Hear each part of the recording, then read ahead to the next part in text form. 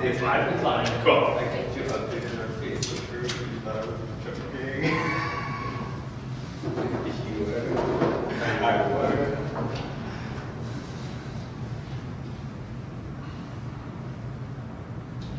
Yeah, I didn't. Is this it's an open invitation if you don't provide the invitation? That's not a thing. What is that?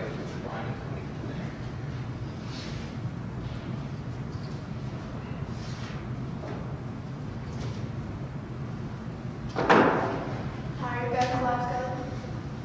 How did your car go? It's running. It's doing its thing. Yeah. Good. Hopefully, nothing Stays has that happened way. this month. So Nice.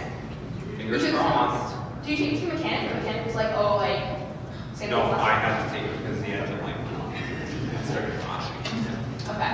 And did the mechanic say, oh, sorry, fix it right last time, or like? No, they said that like the problem hadn't happened yet, but it was bound to happen because the parts are, 16 and 17-year-old. So It's an old car. yeah, It's impressive that can like. yeah, it's still like the integrity like of the parts. What kind of is it? On the Civic. Okay, that makes sense. Honestly, like, The integrity of this car. It's just. one of my cousins, her family is like, well, her like boyfriend's family is very like American made cars, like, and so she like had always had it. It was a Toyota. Like she traded in, like got I don't know, I can't remember what, like just American car, and it's been crap. And like to the point that there's like coolant leaking from the ceiling kind of thing. Like it is such a bad car. Yeah, like it doesn't even make sense. Like things are going wrong that like that shouldn't even be how the car is designed. Oh, okay. Yeah, I was gonna say, Is I cooling think that was possible. I don't think it should be. Like, I think there's like something like very wrong with the car. Because like I like every she brought it in, my dad was going through the city. She was like, This "Can we make it stop?" Like, Can we not have it there? why is this happening? Yeah. So,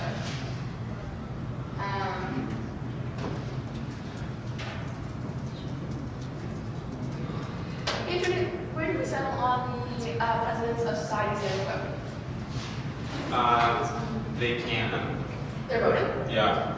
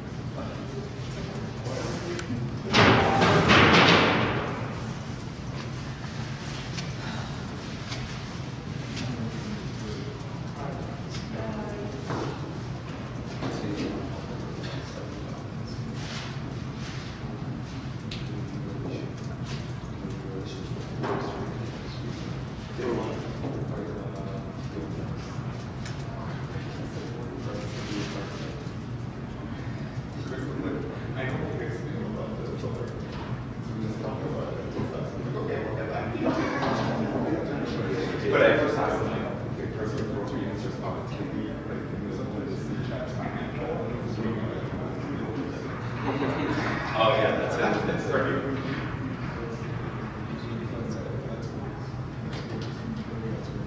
Probably just make the decision for the time. Oh, yeah, that's a thing. That's a thing, right? Well, now it's a reoccurring thing that you just don't run things by me. Like, that's how I feel. That's how I feel. I'm just trying to express how I feel.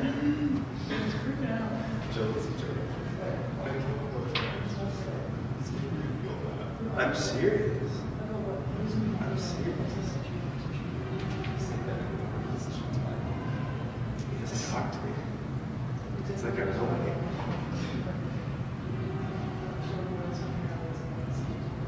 That's not what I'm talking about. Yeah. No, that's not what I'm talking about. Can you read which is there?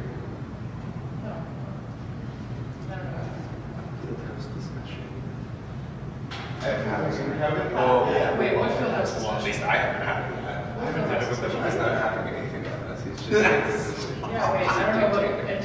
He's a dictator. Are you going to put a motion to censure? No.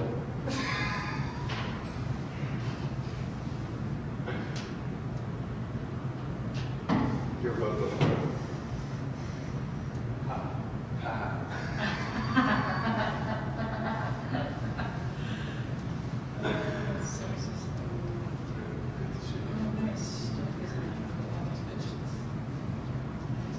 Who sent their regrets today? Sorry? Who sent their regrets today? It's only, well, so Alex and our comic read, he's not saying Colin coming. And then Nick was not coming, so her stuff's being tabled. And I think that was the only, those were the people who told me. Okay. And then Jason and Ben are both gonna say it. Can I just give an update on the one item of NICTA's, which was the health and dental stuff?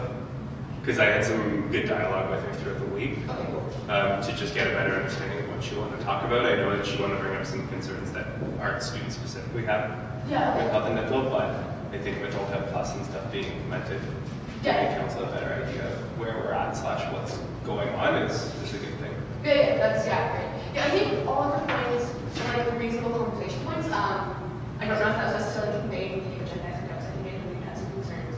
And like, she didn't, I don't know if I was spoken to or anything like that, but she didn't like wanna just like harangue the like, she just wanted to talk about like what we could maybe do to prevent something like that happening here. Yeah. And so like, I don't know if that got passed around. Yeah, and that's why I included some of the stuff in my council report. Okay. Right, to address certain concerns. Yeah, okay, cool, just as long as, yeah. And I was just gonna speak to that during Yeah. that report, right? Yeah, I do that, absolutely. And Andrew sent his regrets to you, right? Did he?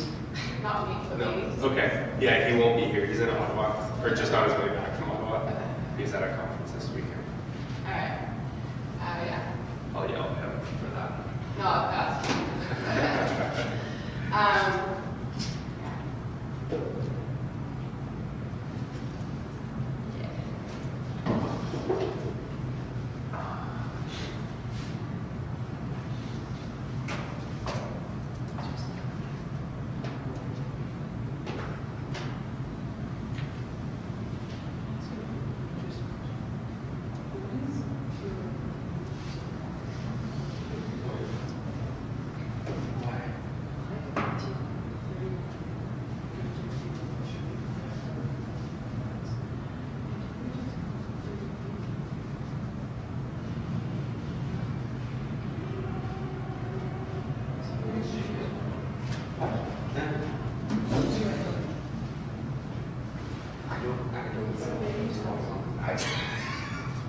The money just comes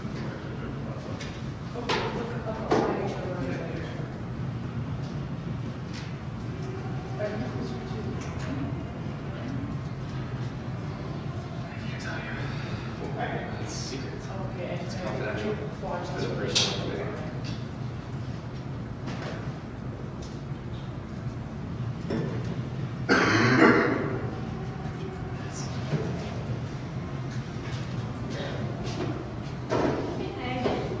Hello there, sunshine.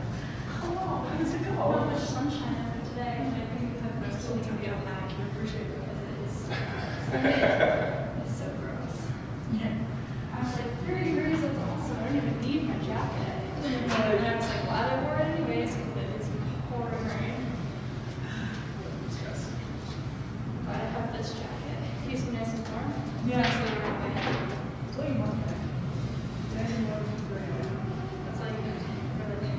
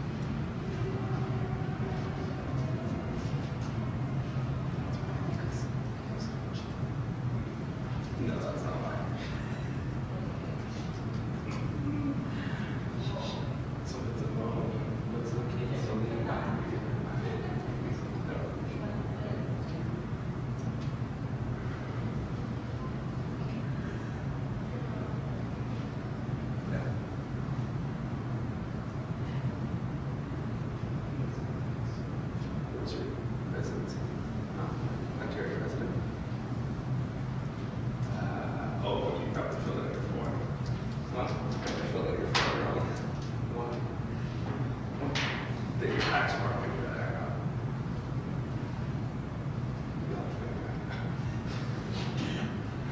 No, dead serious. I don't know. Tell you a story.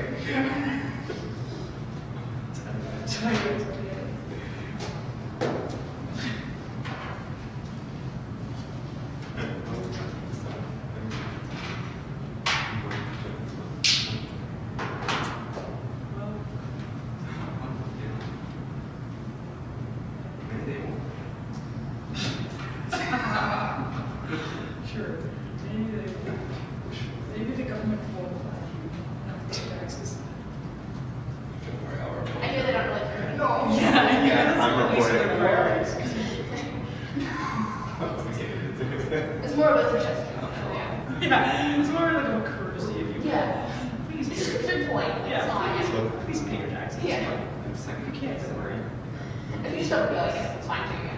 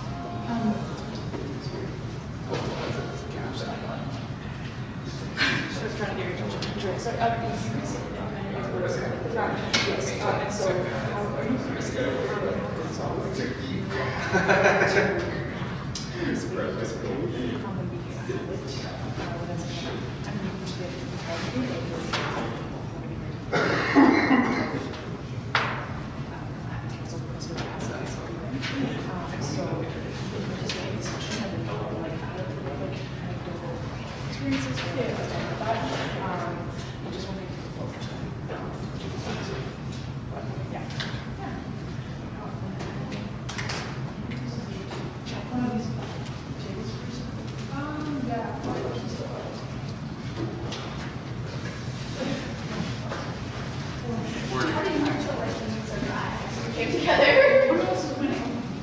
Yeah, clearly. But he's better at this. Like, much to be bad at it.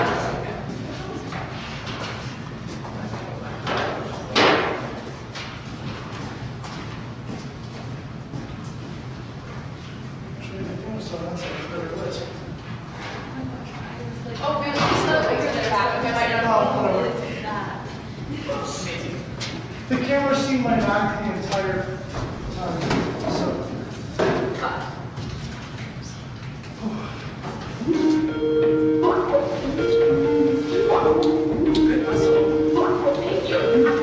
That was awesome.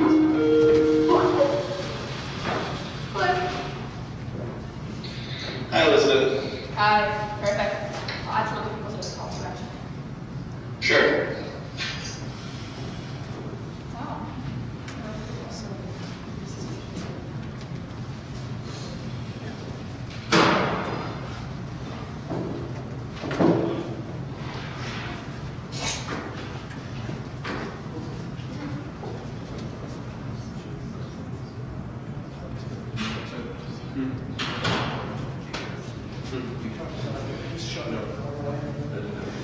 Sure, for which ones?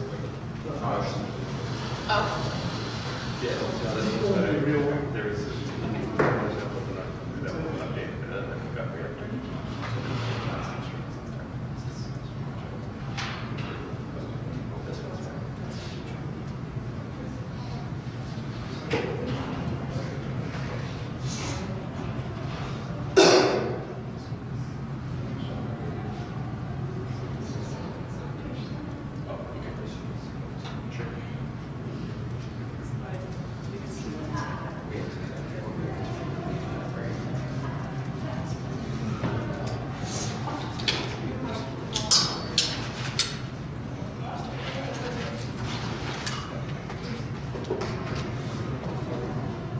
Elizabeth, how many people are we having?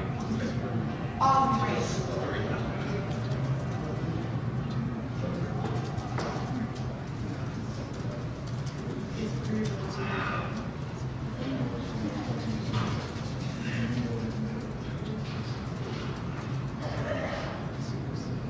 For some reason, my Snap's name Jason and Ben are not online.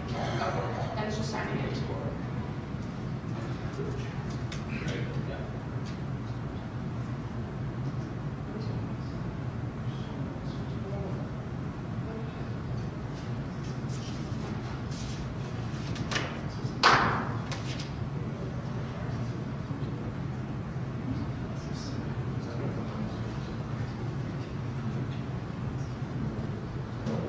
Is that Andrew? No, he was at a conference in Ottawa, Oh, yeah. so he's on his way back right now in the lovely weather. That's, I think that's exactly, I think there's a couple of counselors at a conference in Ottawa as well. Oh, I don't know if it's the same conference. Alex is going to be there too.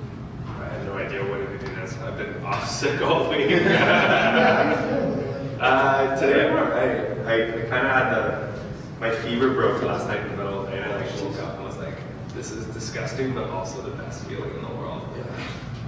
Yeah, it was 5 days of just feeling like I was run over by a truck. I'm sorry to hear that. I'm That's okay. I'm glad you feel better. Yeah, thank you. So you, Jason, on sick? Yeah, I just added the calling thought, but that's the only thing maybe I haven't.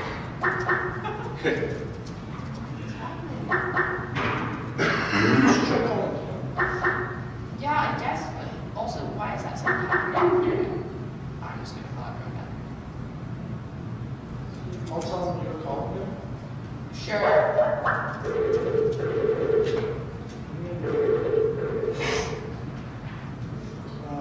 It's not picking up, so. Right, just confirming, live stream link will be on the UW live stream, or that's live stream. It's good. Yeah. Oh, already? Yeah, Right. should be. Yeah, Matt shot the message asking me if I minutes. Matt Garrett. Yeah. Oh. Live.feds.ca. Yeah, that's what I thought. So, yeah, oh, sweet, there I am.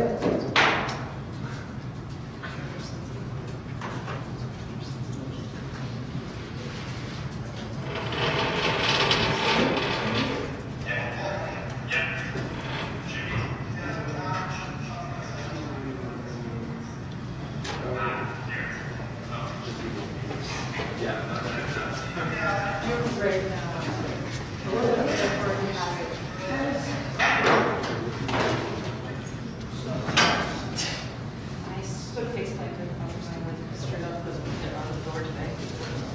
My entire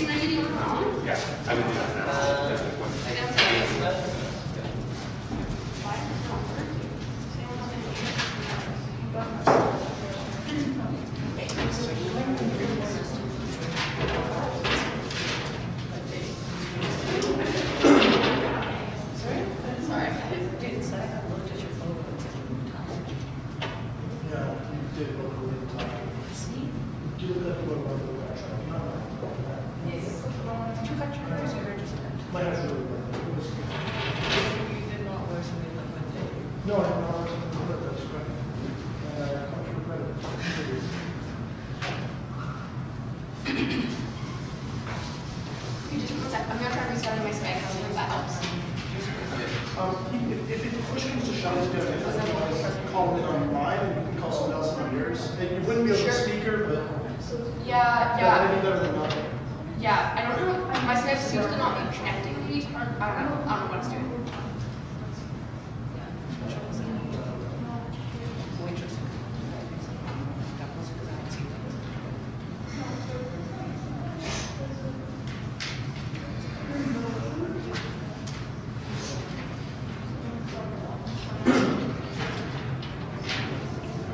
Is Tristan? I just. I don't want to take minutes.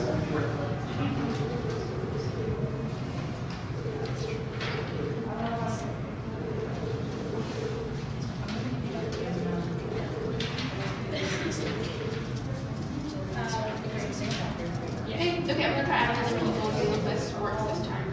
No, I'm just Okay, sure. yeah. Hey. So how are you doing? Yeah, just grinding out.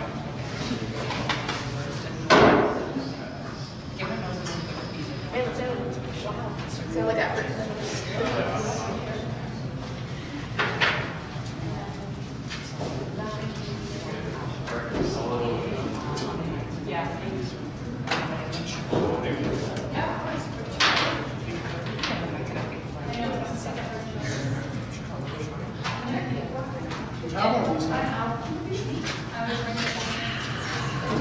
Welcome to the 21st century. Hey, by the way, thanks for arranging the video shoot for the sex election. Oh yeah, no worries. No worries. I'll get that to you first thing Monday morning. Yeah, I have no idea what happened. Me neither. There's probably something really weird past. It's everything to like an EDU. Yeah, I mean, if you want to shoot it out there too. Okay, I'll try So, that. setting it up. Yeah, I think we corresponded. Yeah, yeah. Well, you know what? I don't know if we can move in that direction, but we can move to Gmail as our operating base for feds. That would be so nice. Maybe Google Drive, roll our file storage. The dream. Yeah, it'd be great if Feds did it and then like gave it to all the societies. Honestly, Instead of all the societies having to do it separately and then Feds doing it. I could almost see, we could get at you like at feds.ca. Yeah, and then you should have like at masstalk.feds.ca because like the university hates putting subdomains to their emails and stuff. Yes, they do. But it would be awesome. Like, currently the society would do that already. Yeah. And I'm sure we could get them on board with paying a small premium to feds to pay for that. I mean, you wouldn't even, but like it's free. Like Feds doesn't have to pay for it. It's something that. For a domain, you have to pay for the at feds.ca. Like on the email. You have to pay But for Feds is already paying us. Yeah, we already did that. Like you need to pay for the domain, but you don't have to pay for G Suite since we're not profit. Oh, sweet. I didn't know that. Yeah. Yeah, and it's something that we're like legitimately looking into. The biggest thing is like we have to crash the policies that G Suite has. The other thing I meant to say, this is more just on this, and I want to secondary information, but Actually, that's me. yeah, well, that's what she was speaking in terms of new bylaws passed. But the upcoming year, her position will be secretary of corporation. For the next year, yeah. Unless board puts it. Yeah, that's board, so that's somebody else. But like, you guys would be like a drive where then there's a folder for council with every committee's agendas, minutes, and everything like that, and mandated documents, and then board, and then. Yeah, it'd be great. You could have permissions, and it would like be SharePoint, which is what we currently use for all of this. SharePoint sucks. I really Yeah, don't. it's really And awesome. the university like preaches about SharePoint. I think it's a disgusting service. Yeah, me too. Feds is like teach like it's all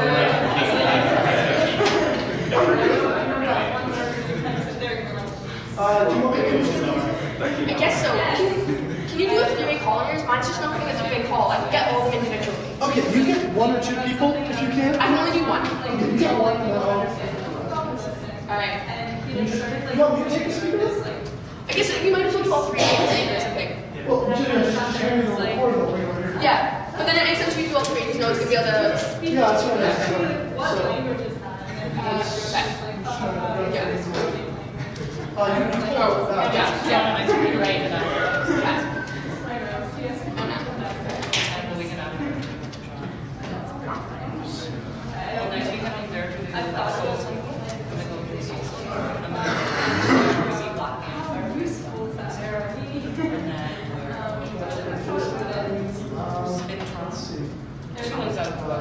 Jason, who are the three people you following? Jason, Andy, and Ben. Andy? Yeah, here, I can send you his username. Yeah. So I've thought about it. Because you're like, It doesn't hurt to I always like to. Right now I'm learning sign language. I'm not very good at it, but I'm trying to. I'm not in a class. I have an app on my phone that teaches you a sign a day, and then I have another app on my phone that you wake up and send your notifications to in the morning, and you just do the alphabet. And you do it for your I'm so bad. Andy, we're going to call you on side of his computer, okay? Okay, sure. Tell me I accept my request when it comes. Yeah, so just accept his request when he comes. What is your... Okay, sure. See ya. Yeah. Yeah. Is it, it's him and I have Jason. And Ben. I have this. Okay. Okay. So I'm just gonna, okay. I'm just gonna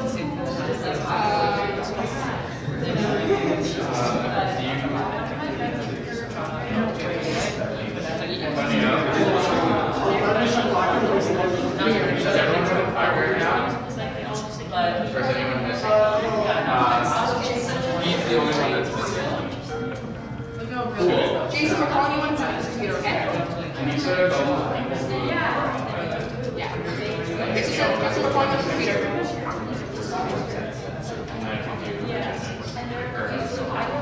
Yeah, okay. Left hand to you want to say.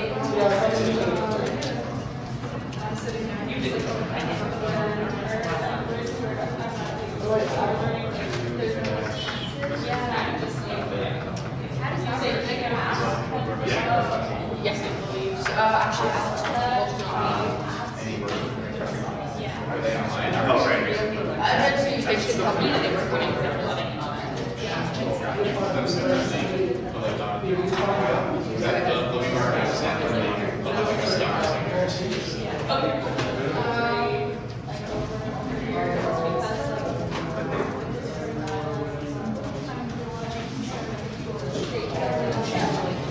Do you find a eight or do you want like these problems? With the spelling for the try.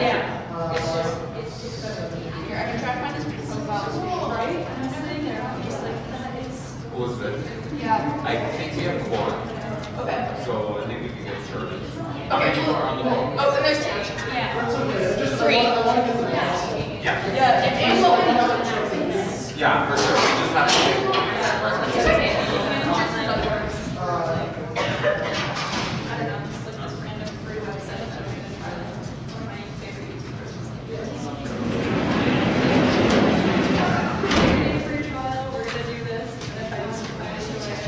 Okay, Jason's involved.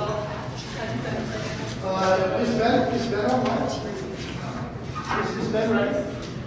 Ben said he was ready on Facebook.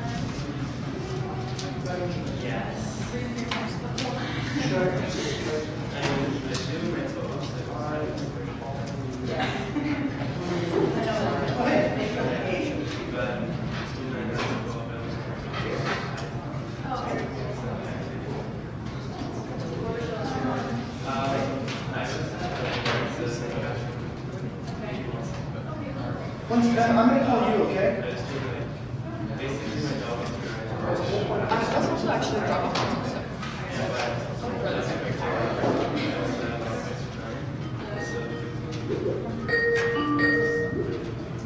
Can all three of you guys hear?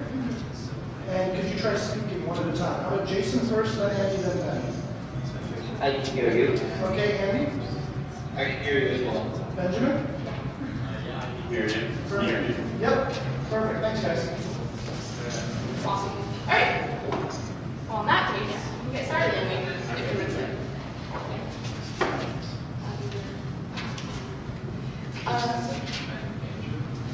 That English is kind of hard. I don't know. Excuse me, not online. Oh, these two are online. Those two are online. These ones are excused. Yes. All right. So we can get the meeting. So first off, we're gonna start recognizing that this land is Indigenous land at the beginning of every meeting. So Did everyone get the chance to look over the agenda? And does anyone have any comments about the agenda from the last meeting? Or a minute?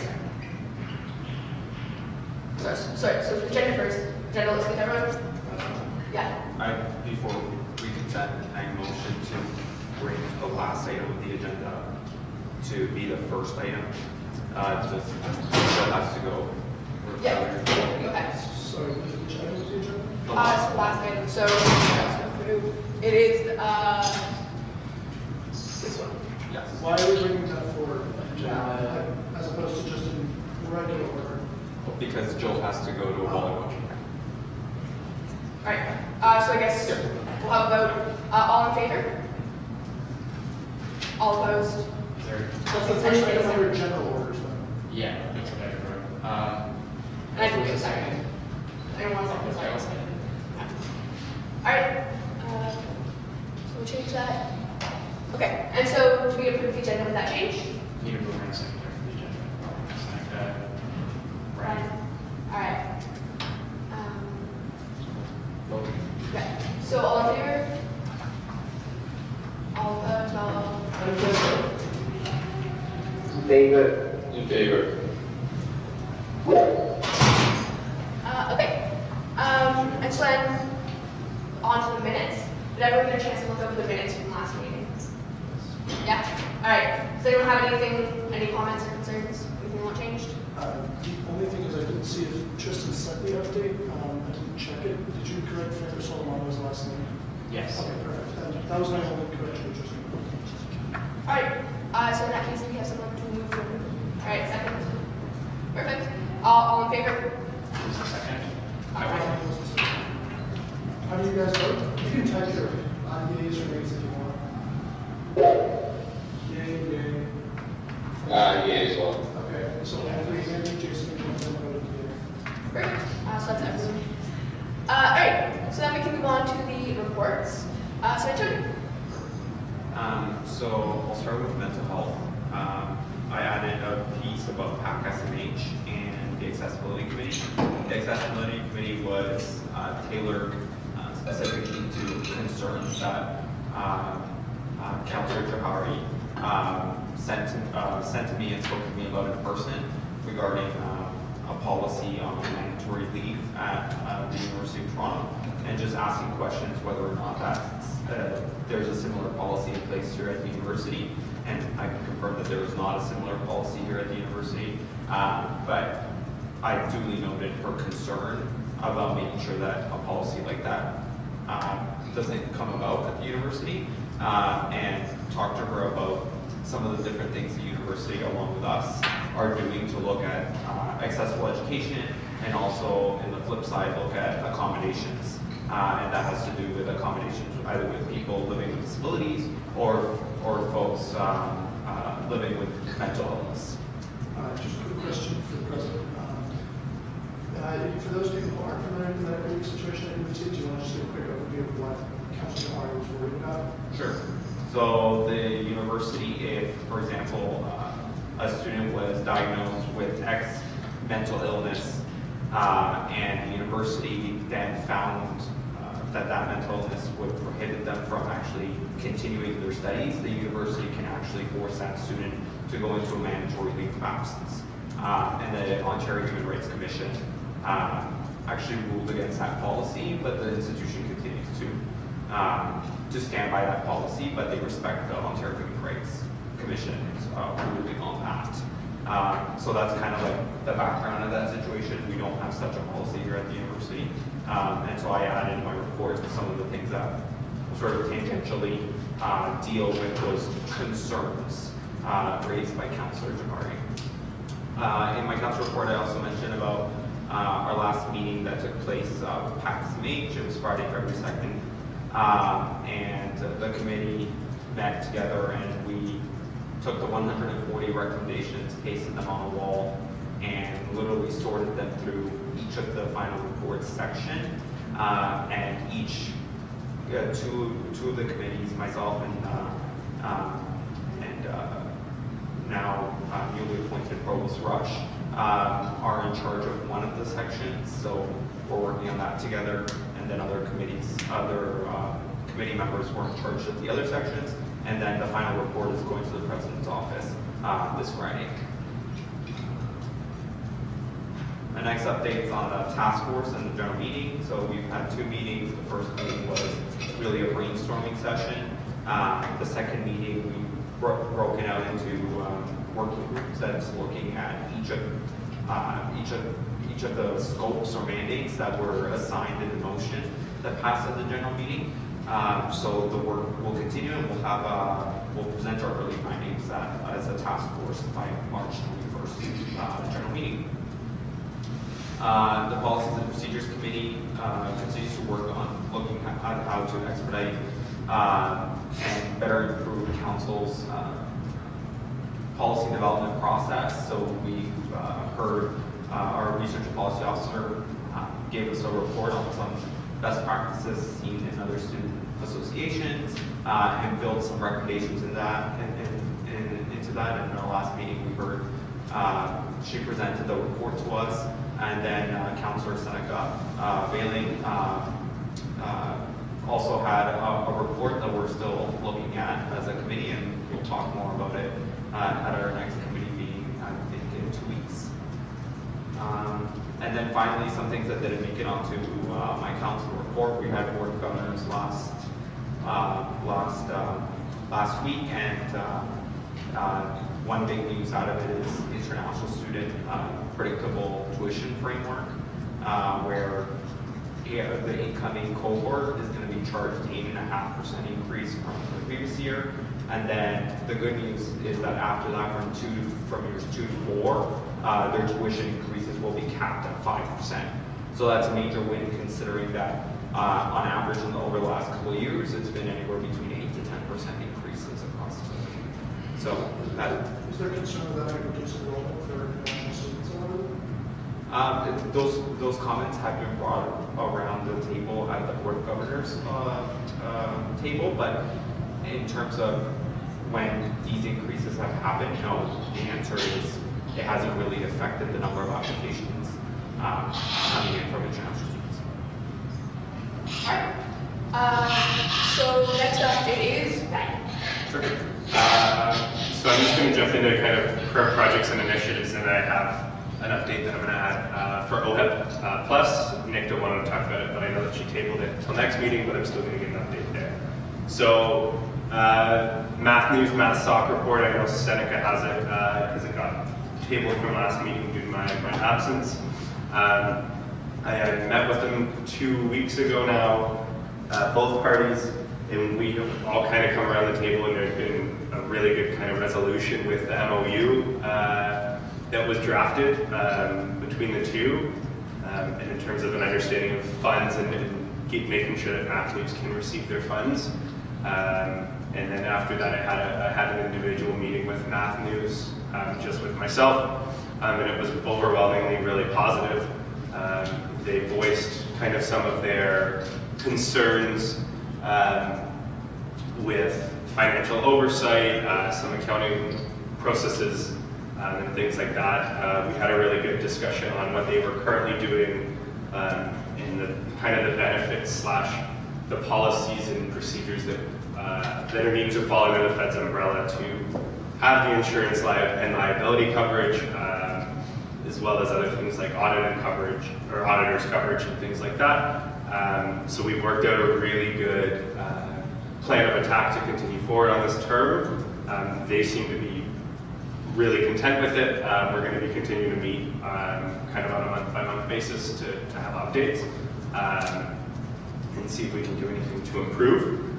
But really opening those channels of communication and have that constant feedback is an important process that we're learning right now with this student group. The legal surveys will continue to be open for 1 more week to encourage a little bit more respondents. Please encourage your peers and constituents to fill it out at legalsurvey.feds.ca. I hadn't checked this past week due to illness, but the week before we were at about just over 300 respondents, which is fairly good. And would love to see if we can crack 500 or 800. That would be phenomenal. And then once that's completed, like I've said before, I'm hoping to have a report at the following council meeting, the upcoming one, that I can circulate so that councilors can have a good understanding of what the appetite was from that survey and where there are needs on campus. And we can have a collaborative discussion around that. The job fair that we held that showcased all of the part-time opportunities that Feds provides, that was hosted in mid-January, saw over 175 students come out and with applications and apply for certain jobs. It was overwhelmingly positive, and we're going to continue to do it on either twice a year or 3 times a year. We're trying to figure out timing, especially which timing makes sense for students, and evaluate our hiring times and practices to ensure that their needs are met. Email update for many students who are using their EDU emails and are trying to get a hold of us at Feds. Over the past couple weeks, people have been receiving bounce back, unfortunately.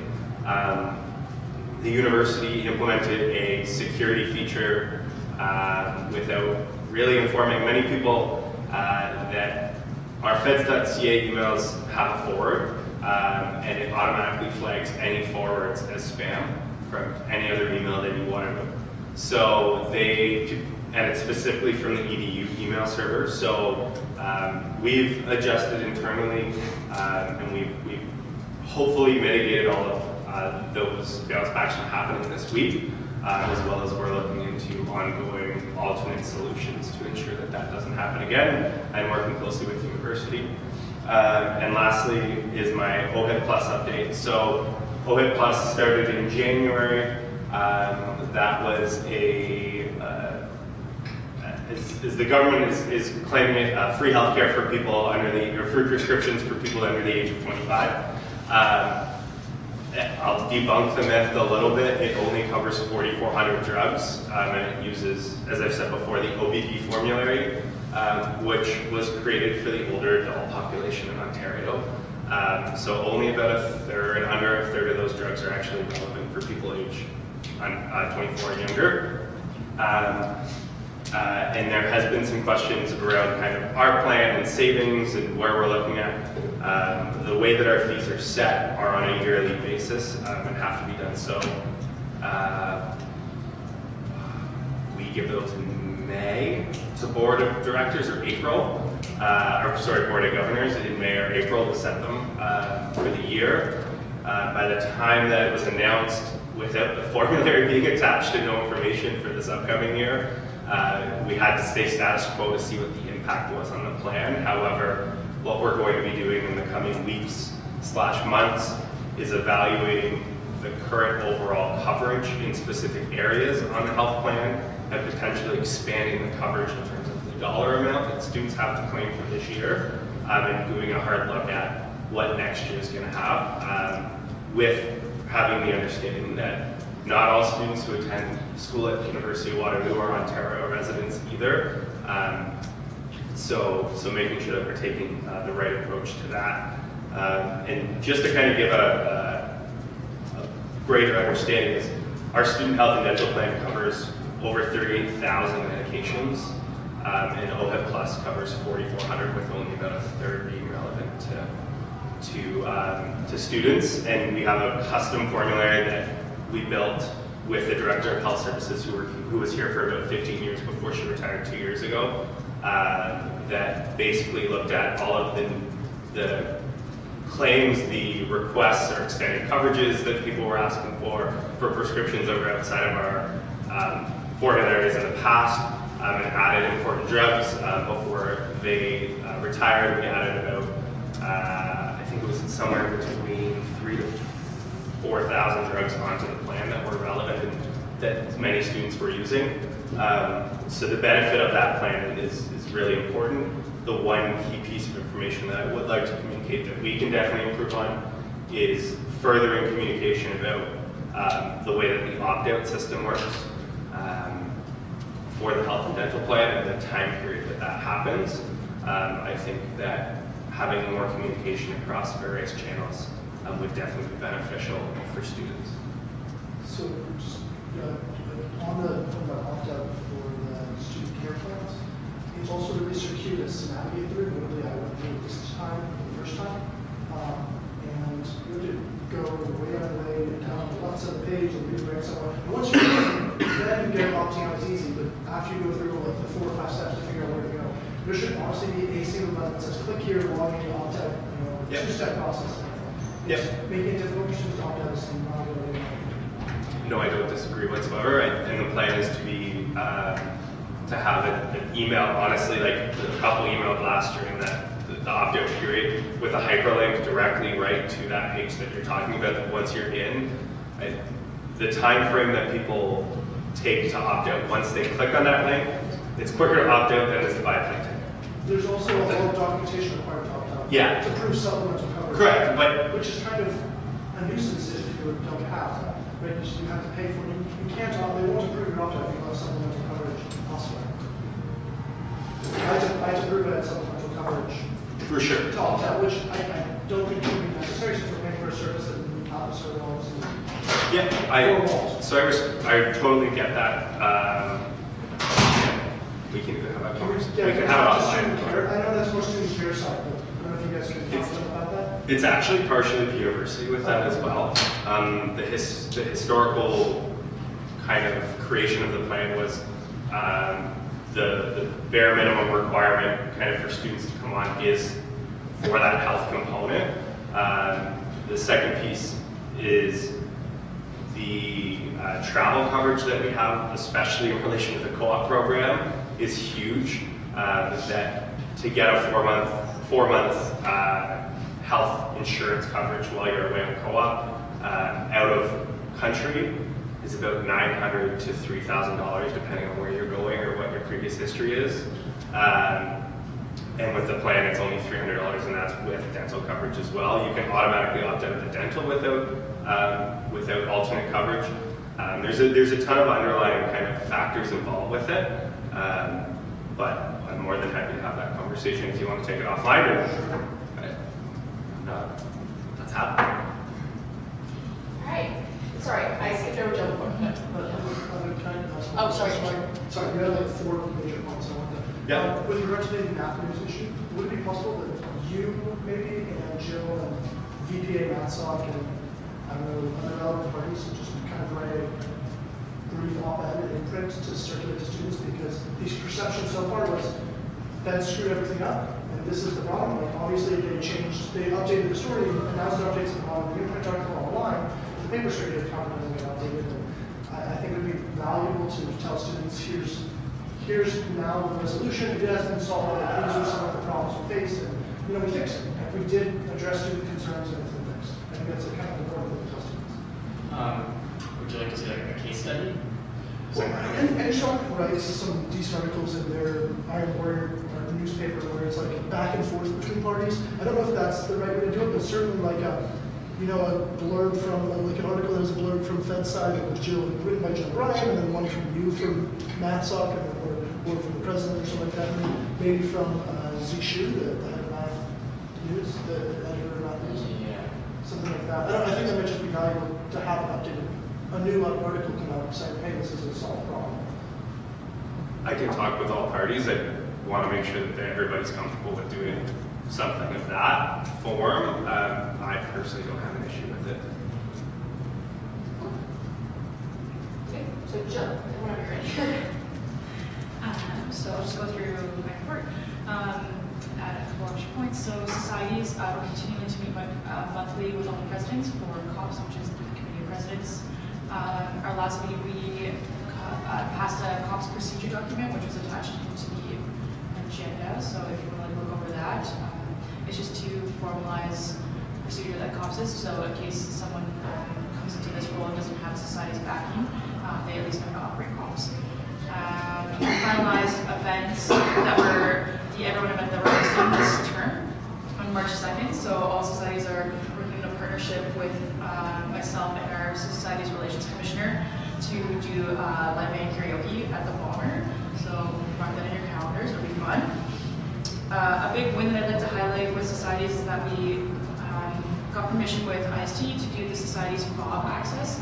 So now every society president has access through feds to book a room and have the fob free of charge. So as an example, engineer like EdgeSoft would have their council meetings, and within these meetings they have to hire an operator to come in with to use the fob. And so we've eliminated that for them.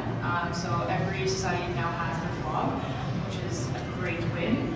And then I just enlisted the Society Relations Commissioner goals. So have a look over that, and those are some of the things that she's trying to accomplish this term.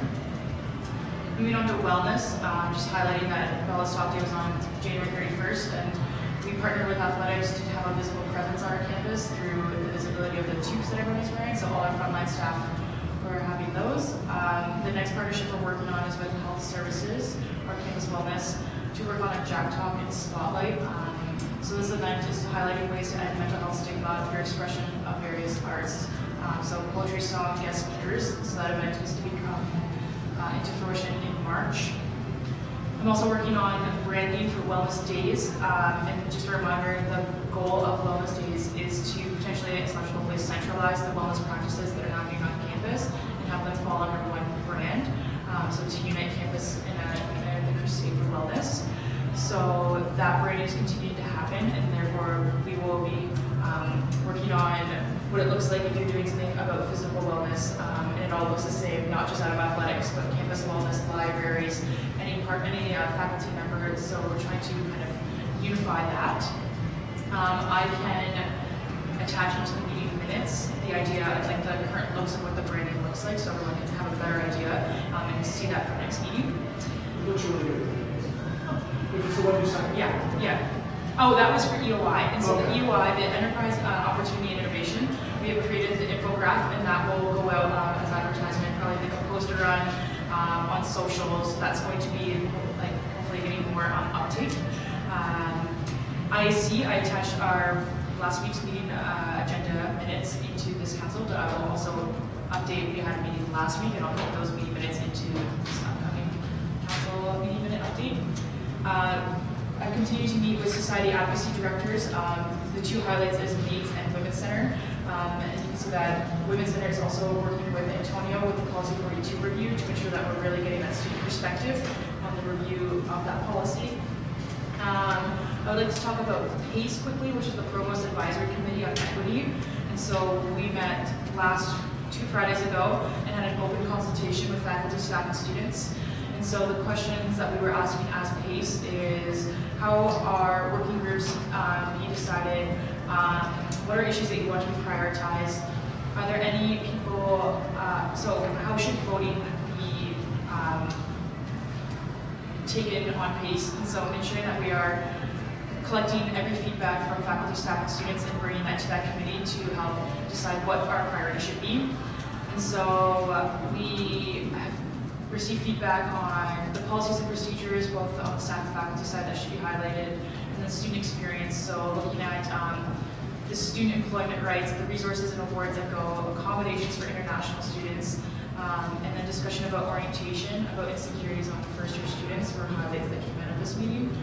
There's a lot more, so if you have any questions about what's happening at the Provost Advisory Committee of Equity, please come speak to me. I'm the rep for feds on that. But one of the pieces that I highlighted is the fact that we should be having more of those consultation groups, and I had a specific need towards students, seeing as we are the largest body on campus. And so hopefully moving forward, there'll be more opportunities for the consultation groups to be happening. Lastly, a few things I want to touch upon is I have created timelines for both the student like Endowment Fund and Leadership Awards, so that information will be getting pushed out next week. And then we also, Andrew and I visited Cambridge through WASA, so Andrew has some takeaways that he can speak to another time. I just want to talk to us. But mine would be around their bike situation at Cambridge, and bike that is a real thing, so helping create some solutions with that and exploring more athletic opportunities out in Cambridge. And finally, just like high level, I'm working with the Warrior Tribe and the Volunteer Center right now. That's kind of overseeing them temporarily. Andrew didn't send me any sort of council report.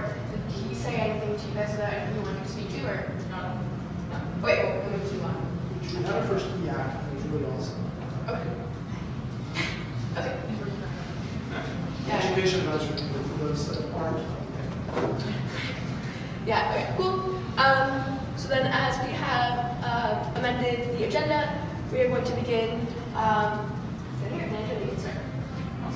So, as an exec team, we've been meeting with BASE and will continue to meet with BASE and other equity seeking groups. BASE is here in the background today at the Public Health Gallery to show their support for this motion and really start addressing the needs of racialized students on campus.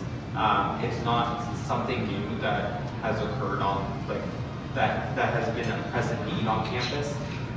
It's something that has come to the forefront after the Vice News article broke in November, and sort of we're working with BASE on two fronts, BASE and other equity seeking groups.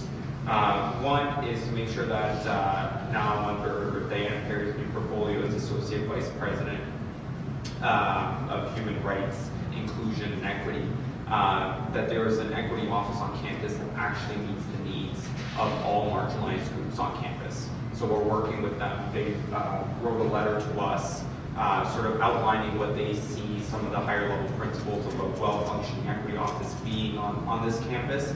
And so we're keeping that in mind as we're going through the hiring process of the new director of equity. With that being said, as an organization in the past and presently, we make sure that we meet needs that are unmet by the university. Although as an organization, we feel the need that we feel it is a responsibility of the university to meet the needs of all marginalized groups on campus. We acknowledge that that hasn't been, the fact over the course of history, and even as an organization, we haven't been the best at actually meeting the needs of racialized students on campus. So with that being said, Joe and myself have been speaking with BASE and other equity seeking groups to not necessarily wait for the university to meet those unmet needs, but to work with them actively and see what we can do as a federation of students to meet the needs of racialized students on campus. So that's why we have this motion today. We're planning on presenting a fee increase at the general meeting in order to be able to fund a student-run service catered to the needs of racialized students on campus. And we're today looking for the principal support of council and acknowledgement that the needs of racialized students need to be met. And this is the way we're proposing those needs to be met. So I think that sort of summarizes the motion. I don't know if Joe wants to jump in at all. So you have to move it to further debate. Yeah, just for a second. Sure. Well, is it? Sure, we'll go back. Right. We'll try to speak. Sure, if you guys are good, you've said your piece. Yeah, no, that's the higher level. Yeah, no, well, you moved it, so you can speak first if you want. Yeah, I completely agree. I've met with members of the PW-based team. We had a good hour-and-a-half conversation. Is that about right, guys? And there's a lot of room for improvement when it comes to both how we treat clubs in these sort of scenarios and how we can support student-run service in this. So I talked to Joe and Antonio about this a lot. I definitely support the spirit of this motion. I'd like to make a couple of amendments because, like Antonio said, this is the idea that council supports in principle the creation of a service, but I don't think it's fair to ask any counselor or executive to vote on something where there's no formal proposal presented, because then it could be executed in a way that isn't what's best for both the students it's intended to support and the students on campus at large. And as a body, we kind of have a fiduciary responsibility to students to spend their money as appropriately as possible. So I would like to amend the motion to read, be it resolved, council approves in-principle the creation of a new student-run service catered to meet the needs of racialized students on campus, pending an approved fee increase of approximately $1.20 at the March general meeting and a service use creation proposal submitted to council at the next regular meeting. Can you send that to me? Yes, I will shoot you that as a message. Facebook work? Yep. Give me 30 seconds. I'll say that. Actually, you know what, I have a couple, well, we can do motion by motion if you want. What's that? Yeah, I'll submit motions. I don't know. This one I think is going to be problematic. I'll just send you the record. You need a second for the amendment. We have a second? Second for the amendment? Alright, done. Okay, so yeah, I'm sending it to you now. Yes. And here I can actually put that up on the screen if it's easier to read too, so.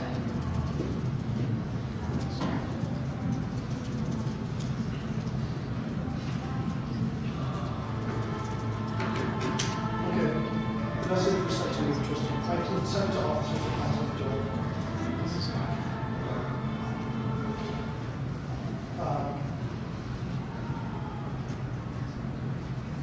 And then I can just put it up on that screen.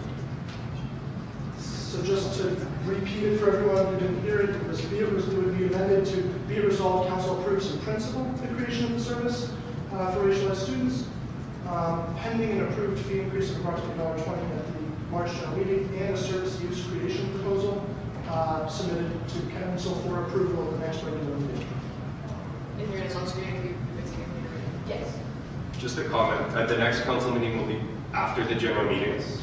So, I guess in theory, the way that it works, if the general meeting votes in favor, or I don't know, say in favor of the motion that gets brought forward in the proposal, then why does council then need to approve a proposal at that? So, may I speak to clarify that? Yeah, sure. It's council's total purview of the management, creation, management, and deliberation of services overseen by Jill. So when it comes to choosing to create a service, council has to have approval powers on it. And so the March general meeting is only approving the increase in fees to account for paying for a service without reducing the money going to other services, so that we don't have to reduce the quality of other services to create a new service. That way, we have enough money to fund all services at current levels, and maybe bring a consultant to help in look at consolidation areas for improvement between services where they have overlap. So what this would be doing was council says, we approve in principle the idea of the service, so that when Antonio and Jill hand the general meeting a motion to increase fees, it's not a motion that council, it's not increasing fees where council says we don't support this at all. We're not going to use this money, we're not going to create a service. It says, yes, we support the idea of it, but we want to see a fleshed out proposal, and we need to see that the general meeting would approve money for it. So if Antonio, if you have anything to add to that, I think that sums it up, that addresses it. Can I just motion to split the two things then? Like, in principle, council approves like everything up until general meeting, Here. or March general meeting period, and then create a separate motion saying council requests that a service proposal / use proposal is brought forward. Because I just think that they're two different things. I don't want. Well, I wanted to be contingent on, I wanted approval in principle to be contingent on the promise that a proposal would be brought forward to council. Because I don't think we should even hold a vote on something if there's not a proposal for it. I can't, in good faith, vote on behalf of my constituency if there isn't something in writing for it. I've said the same thing to the UW-based team. I love the idea. I think we should move forward with the creation of a service, but I don't want to cast a vote for something that I don't know what I'm voting for. That's why I wanted this to be, I wanted both $1, I wanted the approval in principle to be contingent on the agreement from executives and everyone else that there was fees for it from the general, approved by the general meeting, and a proposal brought forward. So it's contingent on two pieces, and that's why there was an and there, not as a separate motion. If that makes sense. Okay, wait. So- I have a better way of making this. Yeah, I don't disagree what you're getting at, and that's not what I'm trying to say. The way that I read this is that it's almost as though if the general meeting approves, say the general meeting approves the $1.20, but then it comes back to council and council's like, nope, we hate the proposal. I don't, like, the way that it reads is, okay, then we don't believe that an equity service or for racialized students should exist. Like, I think they're two separate things while being contingent one on the other. I just don't want it to read the way that it does, because I think it gets a little bit confusing and wordy, whereas if we split them up, it still is contingent on one on the other, and it still is step by step the way that it has to go. It's just a lot cleaner in the process of how we have to get to where we need to get to. So how would it sound then if it said the first clause there, and then be it further resolved, at the March general meeting should be the previous clause. Or Elizabeth. And then, so it says, be it resolved, council approves the principal creation of new student service, et cetera, at the March general meeting. Be it further resolved that, you have one, Tristan?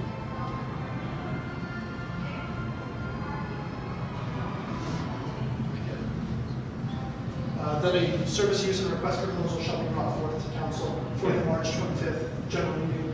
I would also, I have a couple other motions to amend to this, that bring one by one because I didn't want to condemn one motion because of motions attached to it, and I didn't want to have to go through splitting the question a bunch of times.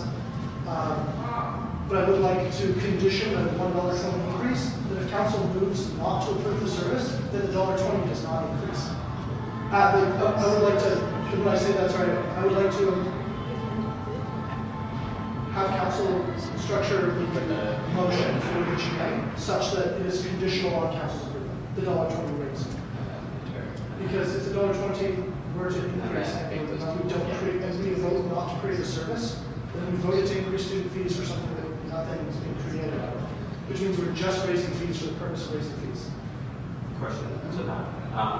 But does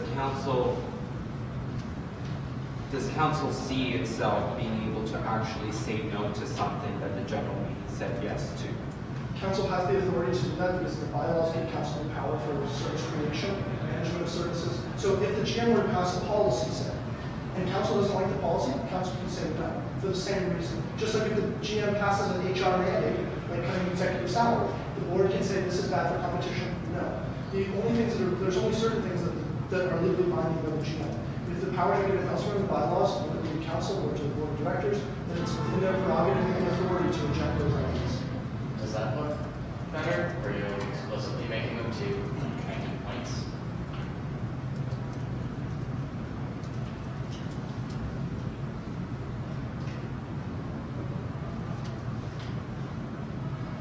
I think the way we were having it before was I get rid of B, proposal and subdivision. That was correct. So your complaint is that it looks like council will reject it at the next meeting? No, I think it's I think in practice and in good governance, if the general meeting and it gets voted at the general meeting that $1.20 goes through for this specific service, council should figure out a way to create this service. Whether the first proposal is what we go with or not, it should come through one way or another and work together to figure out how this makes sense for it to actually happen. Sure, council has full prerogative of services, over services. So the GM cannot create a service. The GM can recommend that services be created. It's council's job to do that. And so if council says no, council says no. Obviously, I don't want council to say no. I don't think it should. I think that was made clear when I met with UWBase and when I talked to you, Antonio and Jill, about this. But it is important that, like, I can't reasonably vote for a motion. I want to vote yes to this. I can't vote for a motion that isn't contingent on seeing the proposal. So, yes, it does sound like if there's no proposal, there will be no vote. But I think that's a reasonable condition. No, but it sounds like if you don't like the proposal, then there won't be a service. That's honestly what it sounds like is being communicated, and I just want to make it explicit. Isn't that the job of council to take a proposal and say, we don't like how this is proposed? You have to either give us another proposal, and in the meantime, nothing's going to happen. Like, our job is to figure out how to spend student fees appropriately and oversee the execution of policies of the corporation. So, in many ways, I see that as our explicit duty. Two questions. One, are we on Seneca's amendment, or did Brian officially make an amendment? I'm good with splitting it. If you'd like to split it into the two bullet points, I'm fine to split it. Because I have a proposed amendment. Propose the amendment. Let's do that. On the table. Yeah. If we're not in Brian's Motion to break the rules then. suspend the rules so we can actually just discuss it. Well, technically, there's no second for Brian's end, so. Yeah, so we should just suspend the rules so that we can just debate this in unmoderated caucus. Okay, how about we just do that? Sure. And Yeah. not right now. So, because that makes sense, sorry. I would propose putting another be it resolve clause saying that council will work diligently with the executives to ensure that the service is created by the end of the term, or something.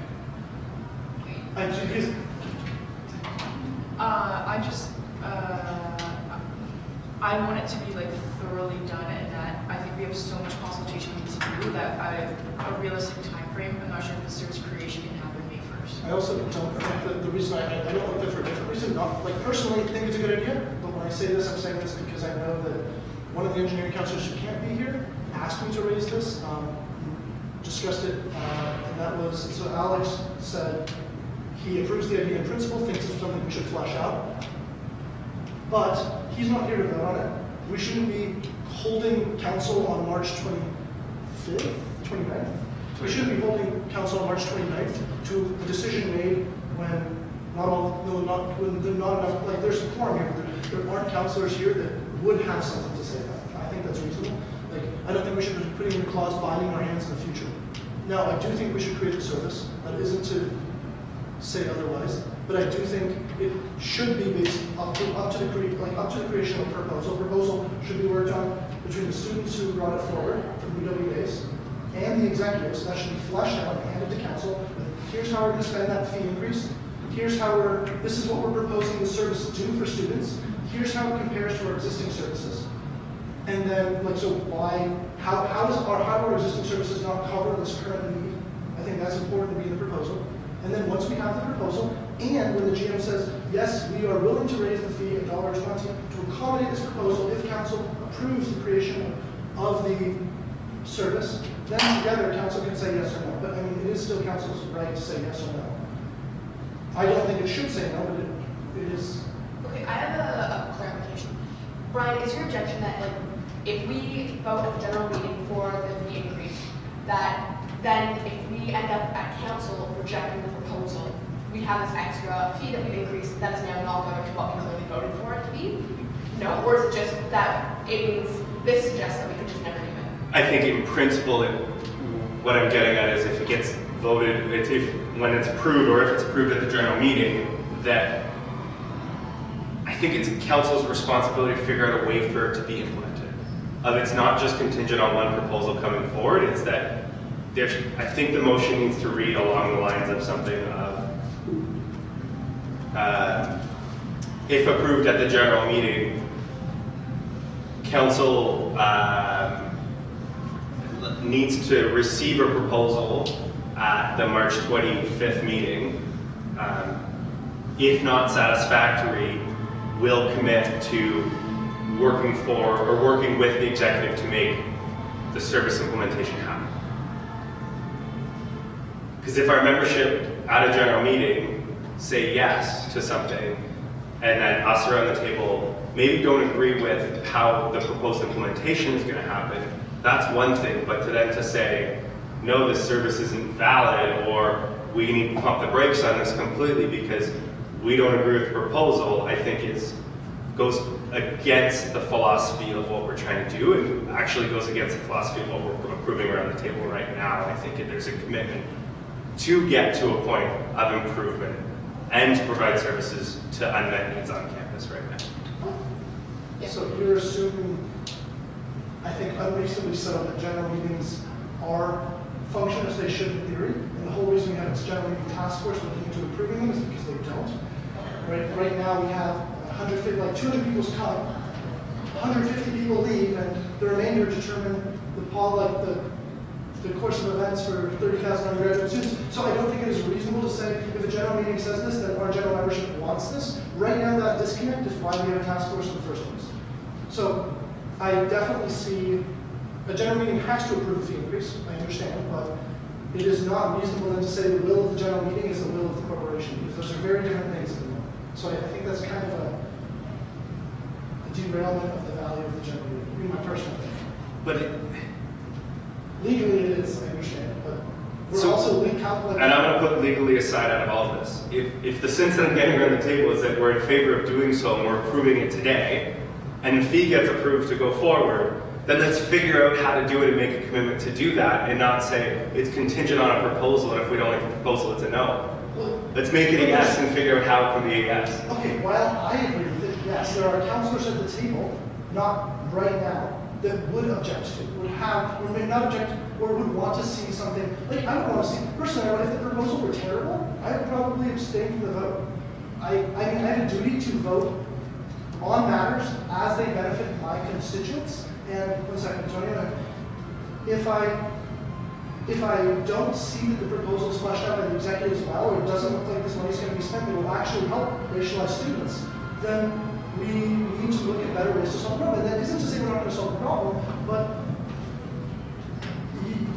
council has to have the right to say yes or no to based on a proposal. Like that's all the services that have been created. A proposal comes forward on how they're going to spend money, why it's not covered by other services, and council can say yes or no. And no doesn't mean we don't like the idea. No means this proposal's doesn't flesh out how we're going to actually fix the problem.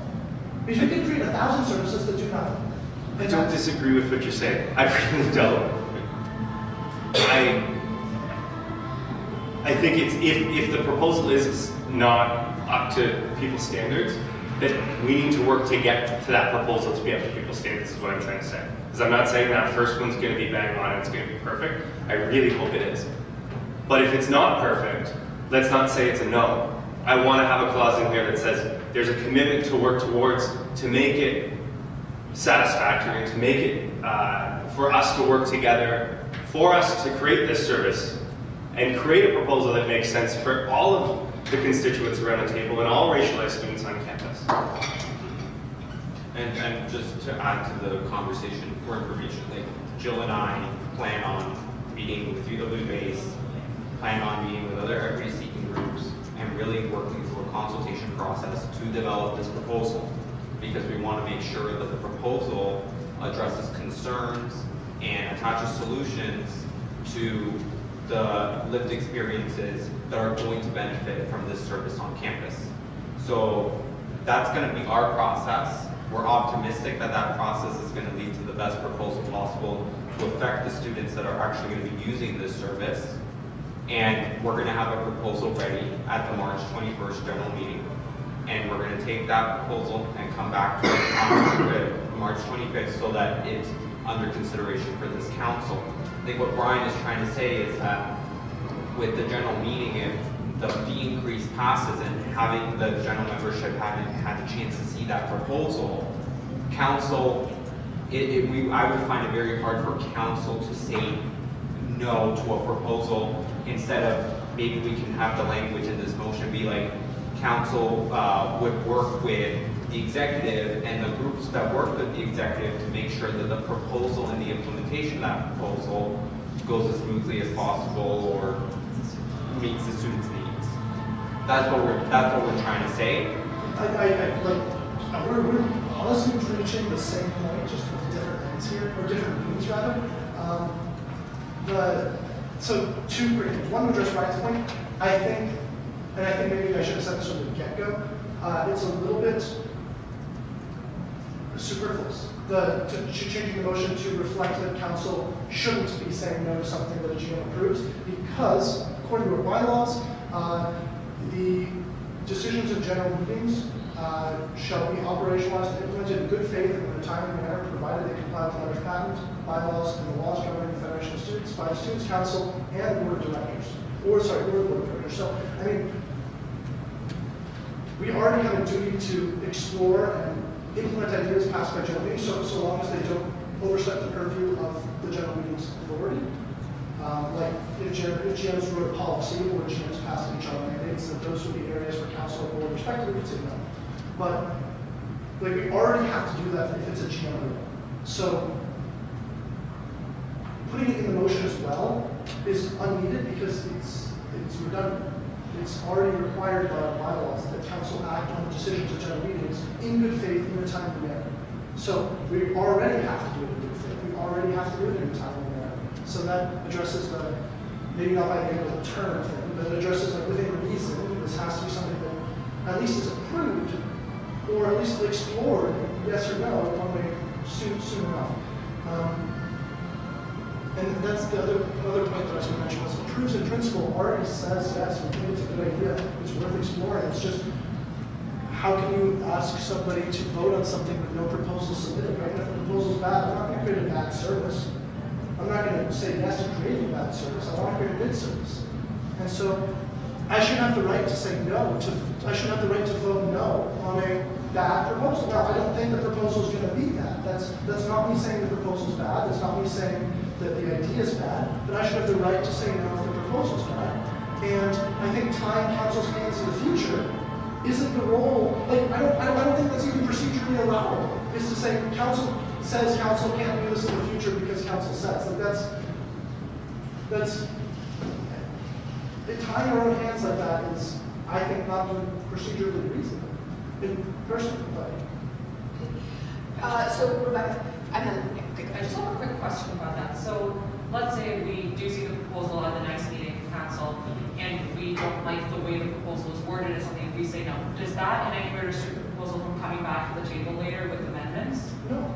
No, right? So then I would argue that having the ability to then say no, similar to what Seneca is saying, isn't really putting a stop to it. It's just saying that this is going to be, the proposal will come back improved and better, so it's better suited to create this service. The only reason why I'm kind of hesitant is when we have to provide our fee, our upcoming fees for the year to the board of directors, that if we say, or if there's a no and the revisions take 2 or 3 times and it gets approved in July, let's say, or even June at that matter, and those fees aren't given to the board of directors because the motion reads that it's contingent on a service or a service approval at council, well then the way that the university has implemented fees so far is we have to wait a whole other calendar year until September 1st, 2019 for that fee to come into place to support racialized students on campus as a service. That the point that I'm trying to get at is I think we just need to have some sort of a commitment that if approved at the general meeting, we will work together to create a service proposal that makes sense for this group, that's explicitly clear, that says we will work together to make. Don't we already have to do that though? Our bylaws say we have to act in good faith on a timely manner for any decisions on the GM. But I just think that contradicts what the first 5 minutes of us discussing were, that council has the right to say no. Well, because council does have the right to say no to a proposal, to say no to a service. Like we oversee services. We have to work for a way to address the problem that the proposal would bring up, but we don't have to say yes to a service. Right. Would I like to say yes to a service? Absolutely. But devil's advocate argument here, council does have the right to say no to a service, just like board has the right to say no to HR changes brought forward at a general meeting. Those are different things. Well, One's legality and in people the get governance sued. structure of the corporation, in the governance structure of the corporation, a decision passed at a general meeting that is in the purview of one of the governing bodies of the corporation, so board of directors, student council, executive board. If the body that governs that area doesn't want to do that, they don't have to. Like if a GM passed a policy and council said this is not a policy to be approved, then it doesn't go policy, it does not become a policy of the corporation. So what's the harm with us including what I'm trying to say into it, other than you think that it's redundant? Well, so other than me thinking it's redundant, I think it's procedurally not right. I don't think we are allowed to bind our own hands. I don't think we can say in the future, you must support this. While I support it, I don't think we can say that. And council can't say to council, you don't have the right to be council. I can speak to that. I think that makes sense in the sense that like everyone I think at this table does want to support this and does believe that this is a good idea and this service should exist. But if after multiple proposals, the proposal still isn't fleshing out the best way for this fee to be used for this service, and I understand your concern with like the timelines and having the fees approved, but how can we as council say that council must do this if our proposals do not, by the end of the time frame we're looking at, successfully suggest that this is how we want this service to be run and this is how it's going to work. Because even if with like 4 or 5, I don't know, maybe 6 amendments, if we're still not happy with how the proposal is, how can we then decide to go saying tie our own hands and say, well, we must approve this? Especially if we have to keep in mind our time frame with respect to when the fees are due and like the budget has to be set up. I don't think it's fair for us to say we're going to have to settle in this case. Sure, nice to meet you. If we're really considering the fact that council might not be approval of the proposal, then why don't we have a working group to work alongside Antonio and I and all the equity seeking groups to ensure that we have council consultation along the whole way, like let's elect 3 members of council into our working group, working with Antonio and I and all the other student groups to help mitigate that. I think that's a good idea too, but I also don't think that actually addresses the problem. The council has the right to say what it is. I agree.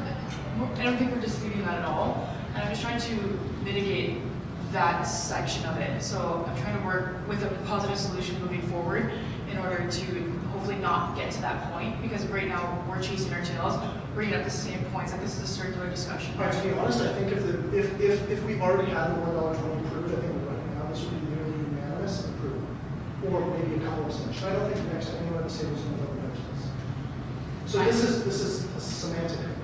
Sure, Brian. So I'm going to propose one of 2 things. Can I do a straw poll? Does that make sense? Okay, cool.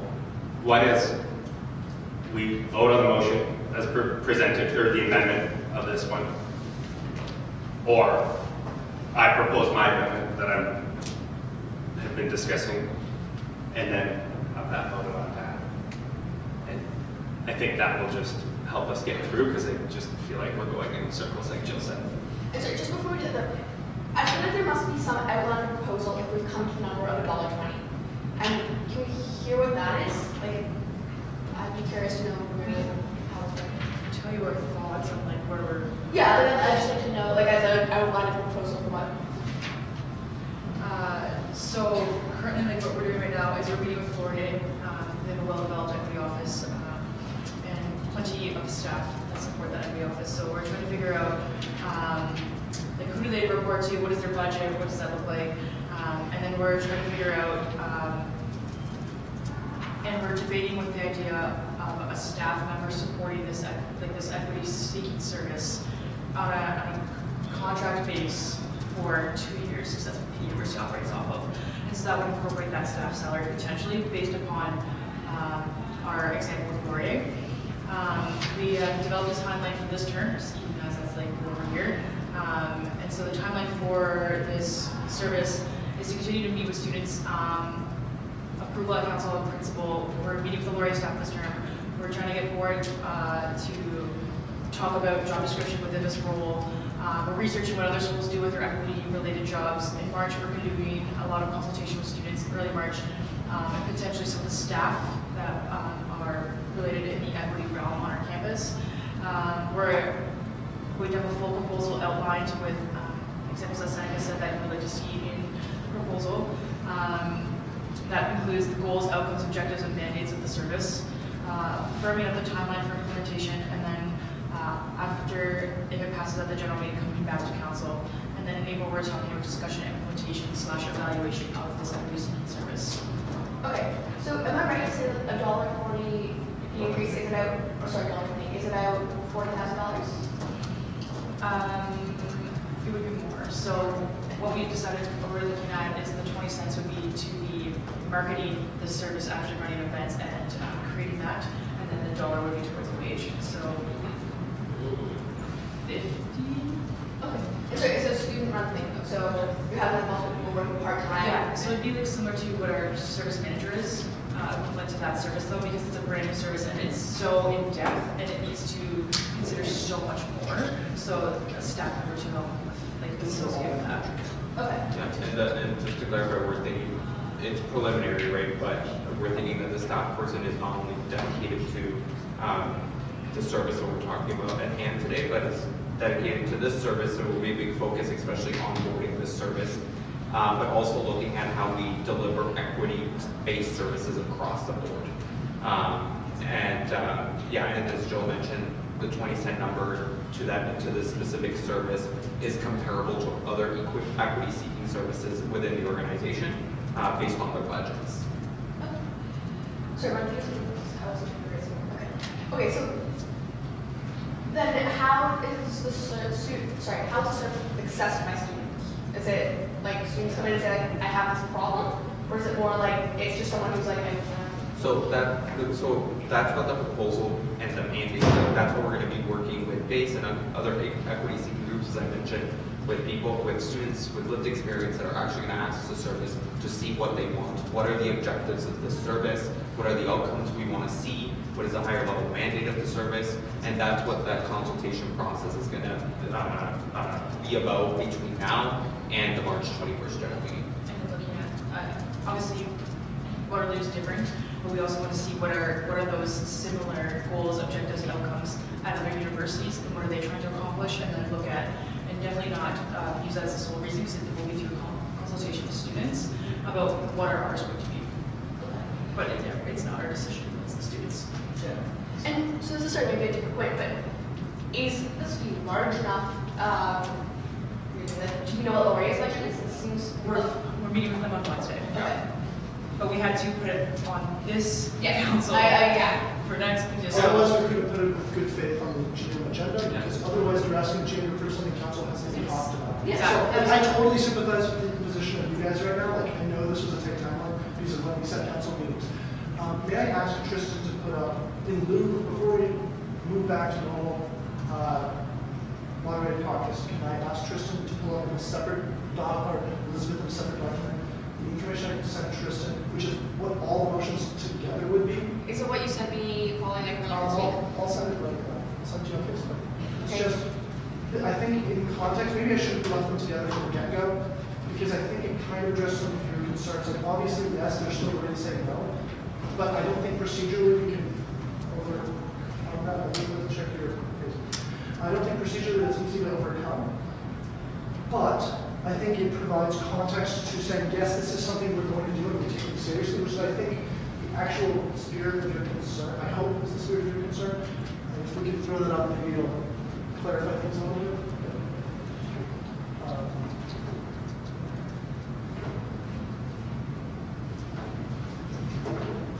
Did you get it? Yeah, I got it. I just I'm having trouble copying these. I don't know why.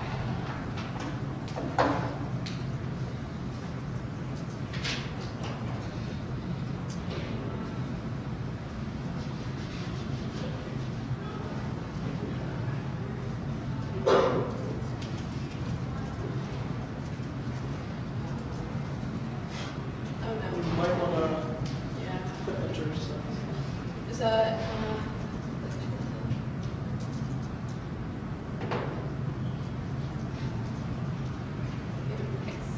Okay, so can you just put it on one page? Yeah, I'm gonna. Thanks.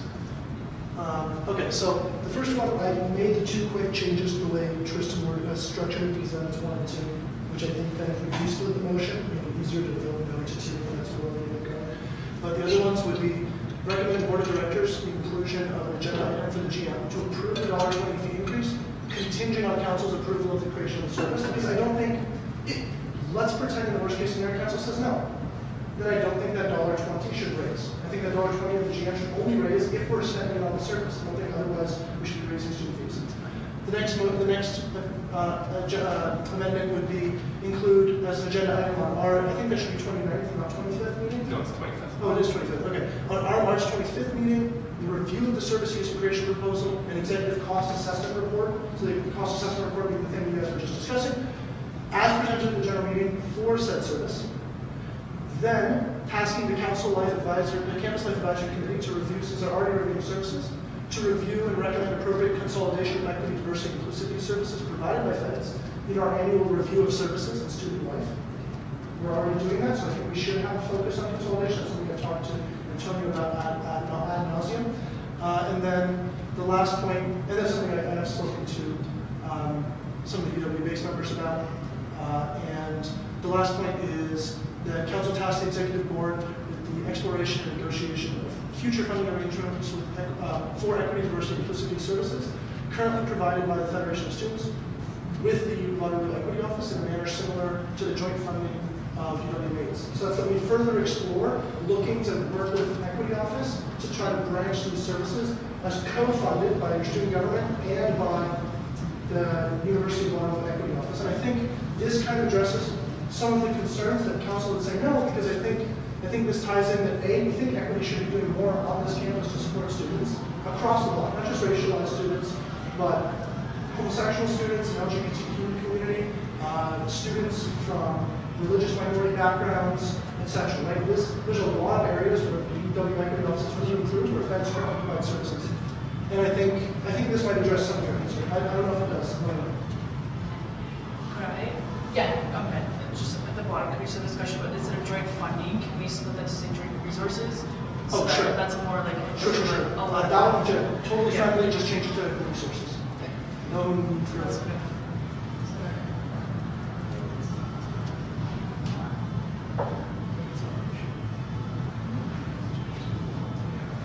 Yeah. Yeah, my only kind of initial, I actually really like this, Seneca. I should have presented them all together. I thought it would be worse if I did. No, that's fine. It's actually really well thought out. My only concern is the language around be it further resolved, council task campus life advisory committee to review and recommend appropriate consolidation. I think review and recommend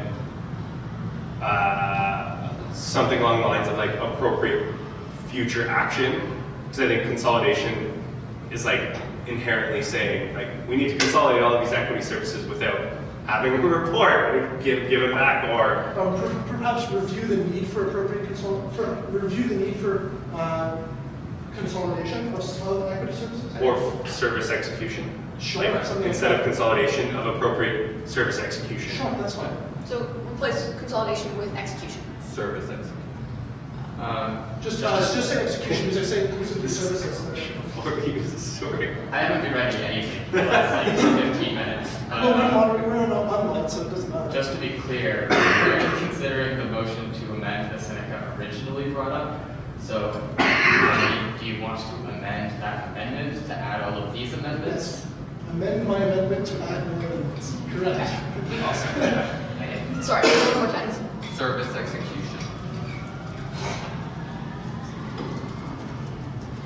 Jason asks if you guys will have a proposal and cost assessment ready for the GM, so that this is something that will actually also be able to be brought to council by our next meeting. Yes. Okay. 100%. Both Jill and Antonio said anything else. Do you want to look up in the minutes that Jason asked if both the proposal and the cost assessment would be ready for the GM? Proposal and The cost assessment would be ready for the GM. For the creation of service. like put it in the minutes that they will vote. Jason asked if the question, I don't know if you know the minutes or not. No, I don't really put like explicit questions. in the Okay, minutes. sure. Yeah, Jason does want to know the minutes. I'll send you a question. Well, yeah, can you send, also can you send me whatever? Yes. No, wait till it's completely finished. Does anyone have anything else they'd like to say about this? All right. In that case, I guess we should bring it to a vote. Sorry? We voted on amendments. On my last three amendments, then my first amendment, then my motion. Okay. All right. So I guess first the motion on the last three, vote on the last three amendments. So four amendments, all in favor. All right. All opposed, all abstaining. Okay. How do you vote, guys? Can you copy and paste it to? I already did. Just scroll up a little bit. Jason abstains. Jason abstains.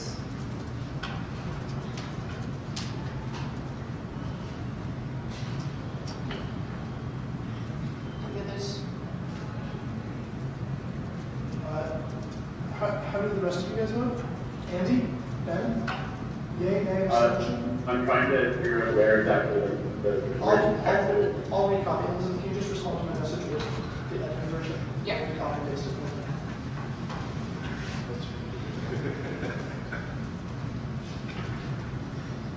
There you go. We're voting on the last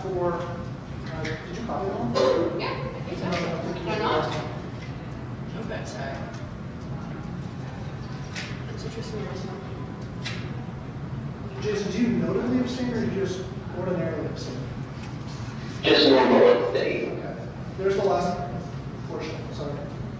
Where is he Andy says sending? It's yeah. not in this Skype chat. Sorry? Where are you sending this? In Where are you the seeing that? Skype call? In the chat for the Skype call. I'm not received. I can send it to you on Facebook? Yeah, it's Okay, like, there you go. That's my amendment to Antonio's motion. Antonio's motion? Yeah. So we're voting on the last 4 clauses right now, and then we're going to vote on the amendment to Antonio's clause, and then we're going to vote on the full motion.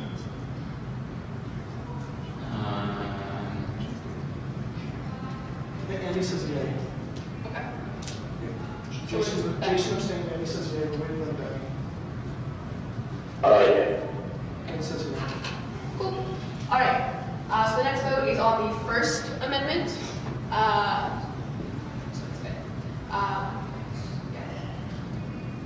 Okay. Sorry. All right. So all in favor? And then all opposed, all abstaining. And What are your votes? Andy says, so 1 yay. But Jason, now we're voting on the very first motion, which is to amend Antonio's original motion. It's the one with 1 points 1 and 2 there.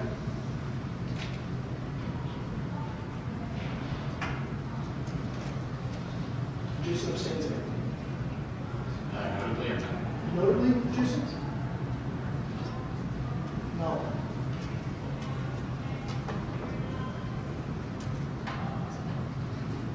we're waiting for Ben. Ben, how do you vote? I voted yay. Perfect. All right. And so now we are voting on the original motion. So all in favor? Can you repeat the Sure. motion so that everybody's clear? Okay. This is the, now, Yeah. this, as amended, this is now the full motion. Do we actually want to read this aloud? No. Or, does anyone want some time to read it? Or vote? Or are we okay? All right, if no one wants time to read it, so all in favor? All opposed or abstaining? Okay. And did they vote? Andy says yay. Jason has a notable abstention. Sorry, who was notably? Jason Small, engineering council. And Benjamin, how do you vote? Yay. So I believe that's unanimous with one abstention. So not unanimous. Unanimous plus or minus? Okay. Yeah, just to be clear, I think the only person who can have an objection to anything with this proposal is going to be Alexander Ryer. But I think we should give him the opportunity to make his case in a few weeks. That was a lot of why I was happening. So, like, we welcome him to come chat with us too. Like, don't wait till the next council meeting. Like, I also like the working group thing, so if you do want to actually formally use that, I 100% sorry. I think councilors being in a lot of ways is good.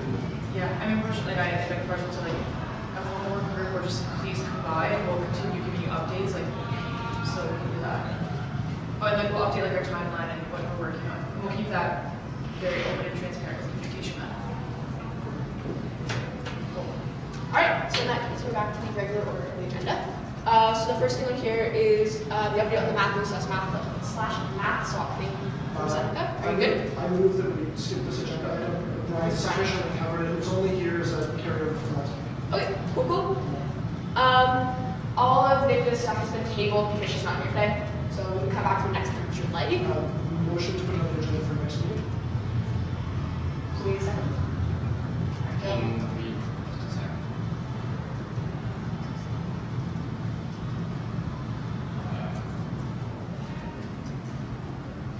Matthews was removed. Yeah, because Brian kind of sufficiently covered it. Sunka motioned it. I move to table the agenda item number 2 for Council postponed. to postpone until the 25th of March. Matthews. No, the discussion for the value of student health and dental care, maybe to July. All of Nico's stuff. We can just do all of Nico's stuff at once. Okay, sure. Yeah, everything from to July. Agenda.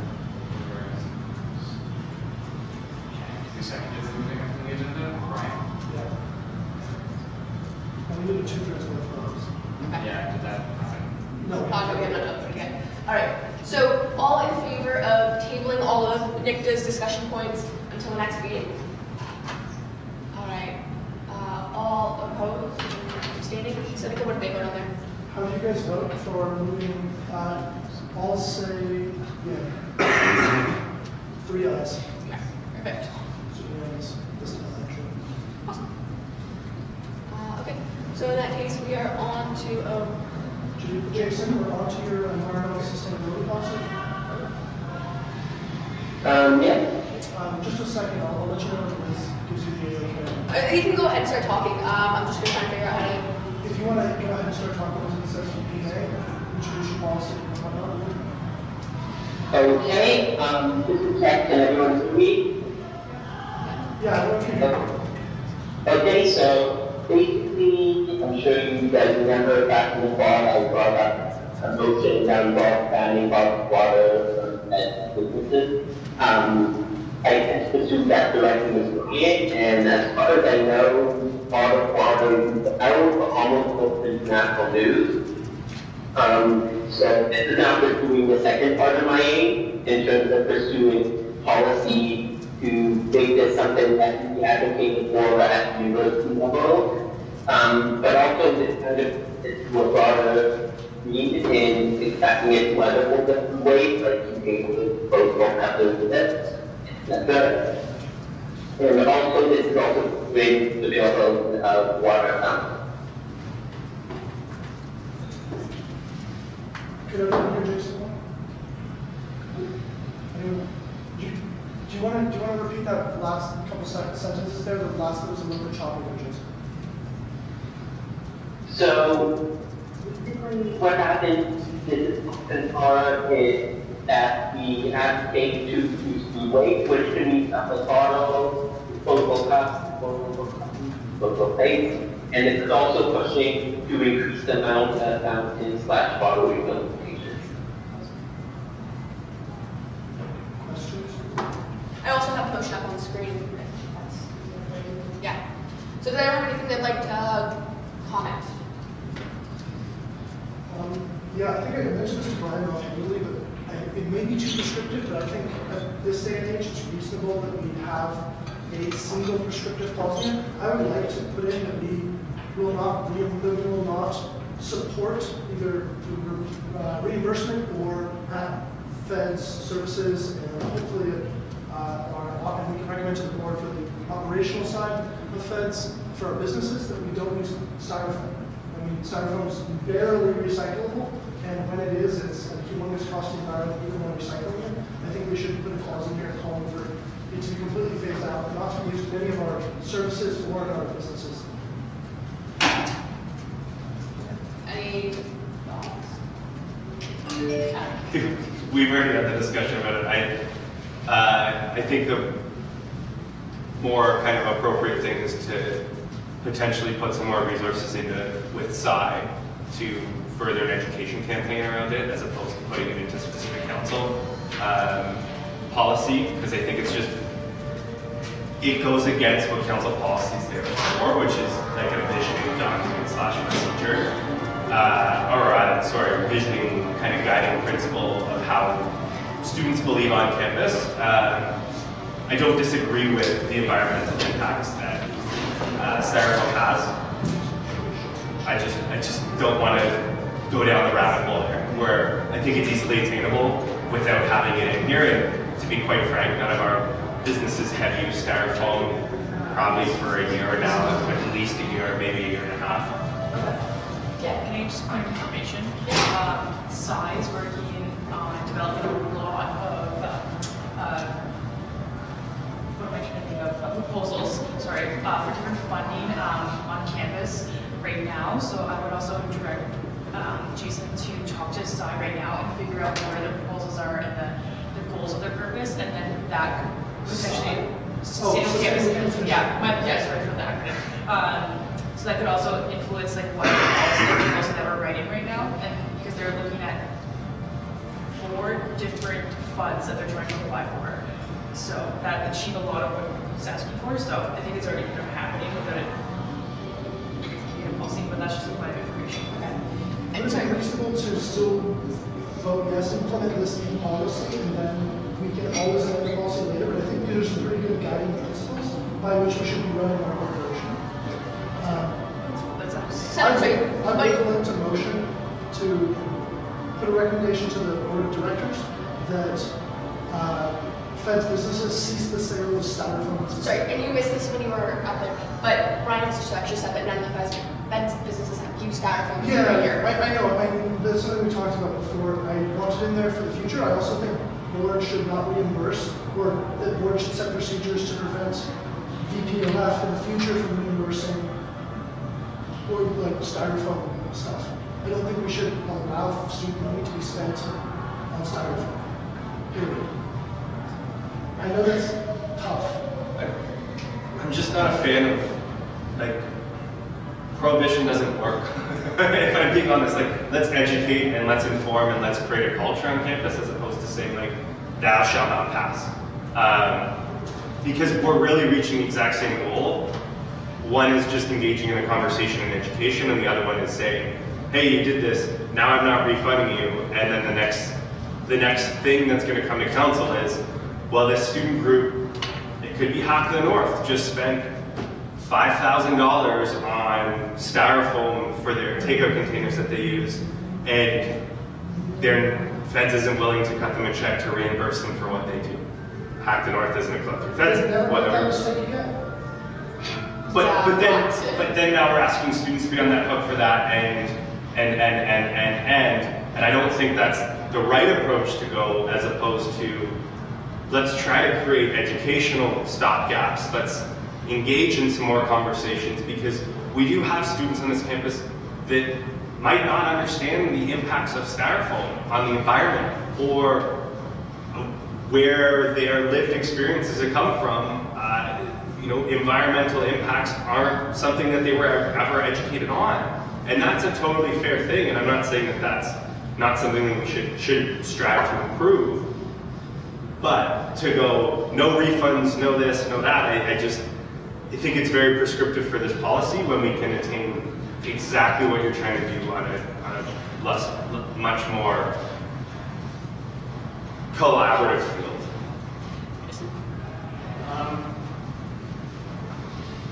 I largely agree with this policy.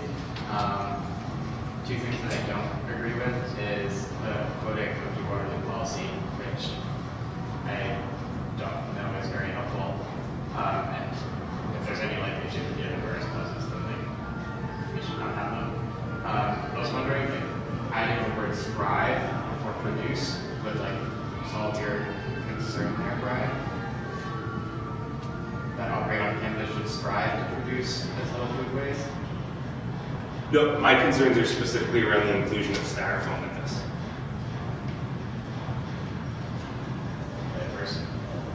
It's not in there. Okay.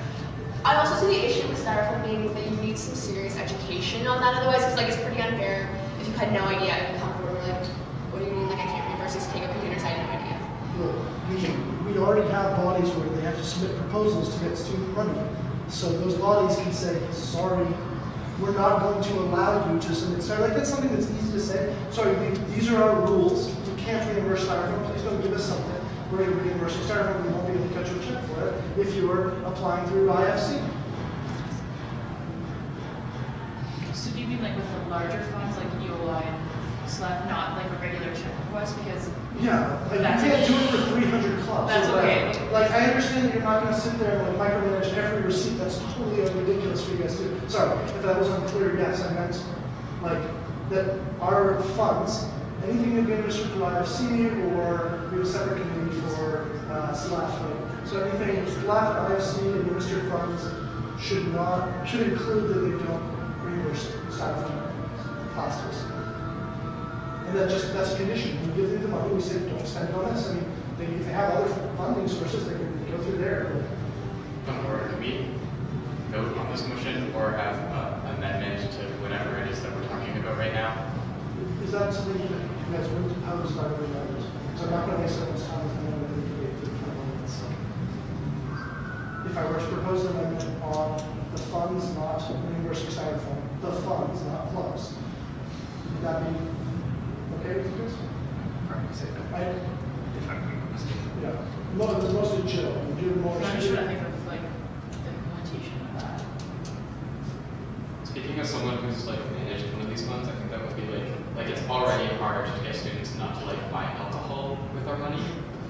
Or like Or submit receipts. so, yeah, or like even just submitting receipts is like somehow tricky for students to do. So I'm like very dubious at the ability of students to like even do this thing. And I think what would end up happening is people would just like override the rules all the time and do it anyway. But like not opposed to pointing them in the direction of our policy then. Like, I'm not opposed to educating them, saying like this is our policy and like I recommend you become familiar with it. Do you know what I mean? Like I'd rather it not be like a requirement, like you will not get your funding if you buy styrofoam, but I'd rather be more like an educational tool, being like these are policies we recommend and we stick within this. Something that was really helpful for us too, like in math, is that we give discounts at the CMD for like internal mathers, and the CMD is like very sustainable. So like instead of having a policy around this, we just go like, oh, if you need food, you should get it from this source to get a discount and it's sustainable and stuff like that. So like if IFC is just like, oh, you should get your food from Bomber, and Bomber doesn't have styrofoam, then that would solve that issue without there being any like particular bonus on the student. Sorry, my only last implementation kind of barrier that I can see with this is receipts that you get from grocery stores or from the dollar store don't say styrofoam. They just say plates, or they say this, like, and they don't specify what material was used. And so unless we're present at every event or at what everybody is like physically implementing, I'd rather educate it. I mean, it's also, it could totally be aspirational, but I think it's reasonable to have, personally, I think it's reasonable to have something that says, we're not going to give you student money if you're going to spend it on something that's very deleterious to the environment. But that's not aspirational, that's very Unenforceability is aspirational. If the argument is we can't enforce them not buying alcohol, and there's no way, it's very difficult already to make sure that's not happening. Are we going to remove the ability for them not to buy alcohol then, because that's too complicated already? I mean, that's a university policy that like has so many loopholes to jump through to buy alcohol that like it's just unfeasible for students to try. But like they do anyway. And then we like try to figure out how to jump through all the loopholes after the fact. Something you want to push through or not? It doesn't. Okay. All right. Then we should probably bring Jason's motion to a vote if no one has anything else to say. Is it just as presented? There's no bonus? Okay. All right. So regarding the point about creating as little food waste as possible, would it be possible to have some wording in the motion that also talks about partnering up with residences?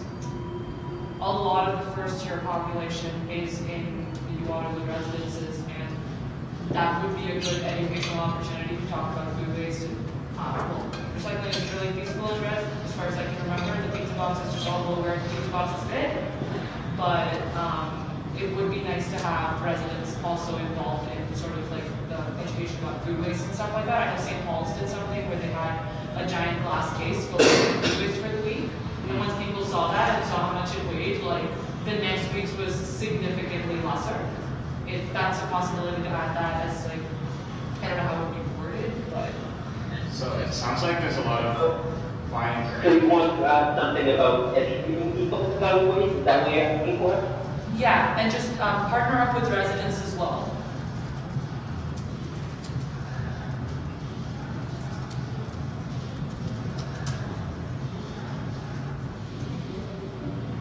Because it mentions University of Waterloo, Federation of Students, and businesses that operate on campus. I'm adding, I would like to have university residences added as another element here. Yeah. Okay, I would have included in the Waterloo, so we can certainly add that as well. Just think so. Would you accept that as a friendly amendment? Education, right? That's Yes. Jason would accept an amendment that specifies the residences and Just like I think and if you want the education same, as a friendly amendment. can I I make a suggestion that like it be the same as the, like, because the first be it resolved that statement talks about producing as little waste. We don't have any that talk about education, so I would suggest just copying that one and saying like businesses will try to educate people. Because like the University of Waterloo also includes like the right fit as I mean like what is that? Alright, so just you're suggesting basically just copying this first chunk and Just during the week, having a big container for it. The and showing businesses how that much operate students- on campus. It's just during the week. That's a And that's a good message coming to school. It's terrifying to see. I've seen like one resident and 200 students with just food waste in it. It's horrible.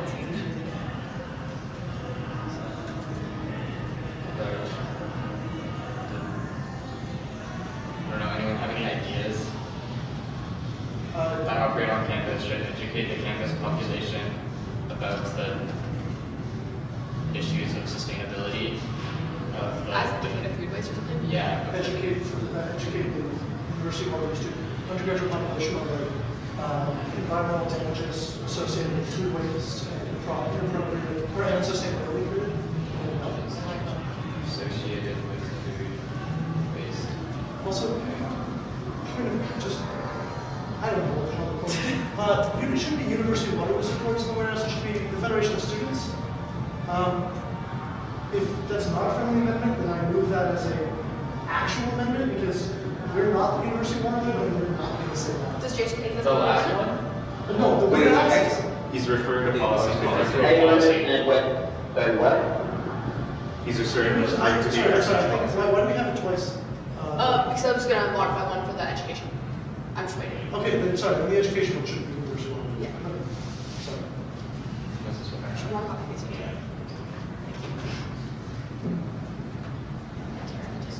And maybe we should just say that as our own whereas and not quote the university. Yeah, here, I'm just gonna fill in something else.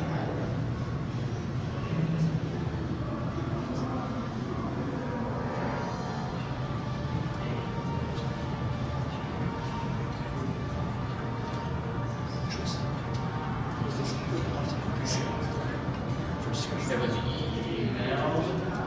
I remember commenting on something like this. Conversation.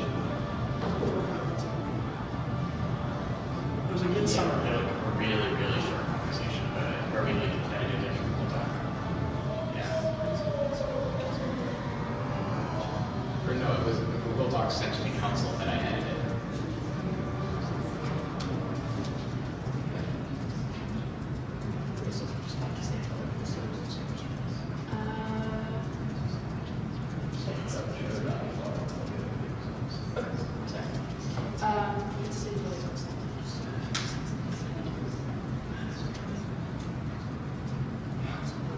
So you guys want to just violate policy 71? Yeah, I Take don't out the quote. Yeah, I would like to take out the quote as well, but I'm not super strongly opposed to it. Friendly amendment? Jason, are you okay with removing the quote and just actually saying, whereas the Federation of Students supports practices and processes to reduce consumption of resources and minimize outdoor waste and mitigate upstream and downstream environmental impacts from campus or from Fed's operations? I think I believe the existing policy that we're adding on already said something very similar to that, so there's not, then you're just putting redundant statements. Then can we just chuck the quote, whereas? Yeah, sure, like I was just putting it to show the university already like makes this statement, but if people don't like whereas then sure, we go with this. cool. Alright, so friendly amendment to remove that chunk. Is it? Sorry, I just want to clarify. That's the university's policy. Yes, that's correct. Okay, sweet. It's just neither Tristan nor myself were particularly fond of quoting university policy and other policies. That's fine. So, Especially if we want to say the same thing like 3 lines later. Yeah, I just want to make sure that people don't think that that's Fed's policy. okay. That was part of my I'm concern. just gonna put it in with your current motion. Sure, both of them are friendly amendments. So just, Okay. Does anyone else have anything else they would like to say about this motion? Alright. Jason, we added one clause saying, be it further resolved that we missed a T, be it further resolved that the University of Waterloo Federation of Students and businesses that operate on campus should educate the campus population about the environmental damages associated with food waste and benefits of sustainability. Can we tie that cost to that side? Because we already have a service that does that. Okay. I'm a little worried about the wording on just the last half, just because it says the environmental damages associated with food waste and the benefits of sustainability. If we could just flip it, like the benefits of sustainability and the environmental damages, just in case someone thinks of it. Like, I don't know if that makes a difference or not. Does anyone have any objections? That's friendly for Jason, that's easy. Jason, are you okay with having, you said you were okay with having a friendly amendment for a clause and educate students on the benefits of sustainability and the environmental damages associated with food waste? Basically. Yes. Yeah, just And that's Seneca and Jason. So then we back up. Rebecca. Ryan. Yeah, I would love to see a piece in here about advocating the university to educate, especially with residences, food services on campus with the amount of catering that they do. Especially in student space. Yeah, in student space, that I think, to be honest, they're the individuals with the resources, the budgets, and the human capital to actually get people on the grounds and be educating on best practices. And I think that's where our role is, to go in and push on-campus partners to have that. How does an idea resolve the council tasks the executive board with lobbying or advocating the University of Waterloo food services? Something or other? I wouldn't even go task. I would honestly just say, like, be it further resolved. The Federation of Students encourages / urges, I don't know, or on-campus partners to educate the UW community about best practices regarding sustainability. Is that not included in the one we just added? Well, we can't say be it resolved the University of Waterloo. Correct. Like, we can't put that there. That's like procedurally not allowable. We have to say the Federation of Students. No, we can say stuff about the university. We can't resolve for the university. But these are all aspirational statements. Like, we have another one that says, like, be it resolved that the provincial government make tuition free. Okay, but then we have to separate the aspirational from the operative, because if that entire clause can be derided as aspirational and no action can be taken by the executive or the board. I mean, that's kind of a problem in policy in general. Exactly, and then we're working on fixing that, but like, then we should like, we can make that an operative statement that binds that as part of the policy. Jason says, we have we resolve the University of Waterloo, or the Federation, we resolve the University of Waterloo should, says Jason.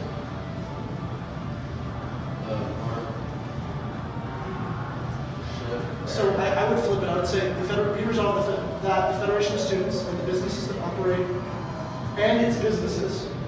We resolve the Federation of Students and its businesses. I think that's redundant. I And think the businesses are part of the Federation. we resolve the Federation of Students and the University of Waterloo should operate on campus to educate, or should educate. Like, the problem is that currently there's no such thing as operational policy. Like, all policy is aspirational. We're all also on this. But like There's no explicitly in limits. council procedure, it says any, like, council cannot pass policy that dictates corporate practice. Okay, real quick then, I move to suspend the rules and then we can do that. Because, If the limitations are own procedures, then that is an easy fix. Like, that's what we're trying to fix with PPC right now, right? Because, like, we have a bunch of policy that does that. And, like, technically, none of it is valid. Well, no, because the most recent bylaws, it is valid because the most recent bylaws. Because the board of directors must adhere, where able, where it does not violate the letters patent and the bylaws and the laws of Ontario and Yeah. Canada, they must act within the confines of policy of the corporation. So it is all operational because of the bylaws. It's just, we should still split. But it is not an all aspiration. But Like, I think we that's should an just, statement. we should just allow that policy is aspirational right now, and then, like, go through it later and figure out what the operational parts are that we need to, like, actually apply to. We can have this discussion. We can have this discussion some other time. I don't mind it like this. Okay. Like, I think this reads exactly the same as it did before. Well, we took out the businesses because they're redundant. Do you want me to send it to you as is? Sure. Can we specify the food services? I don't know if That's the university. I kind of liked the businesses because if we get, like, for example, Aramark or whatever, so like that's not the university. If we get them, Yeah, like if the university ever decided to get rid of food services, they won't have but there are potentially businesses on campus that are not the university. Well, the franchise is owned and operated by the university. Such a fun shop isn't, like, they're. Yeah.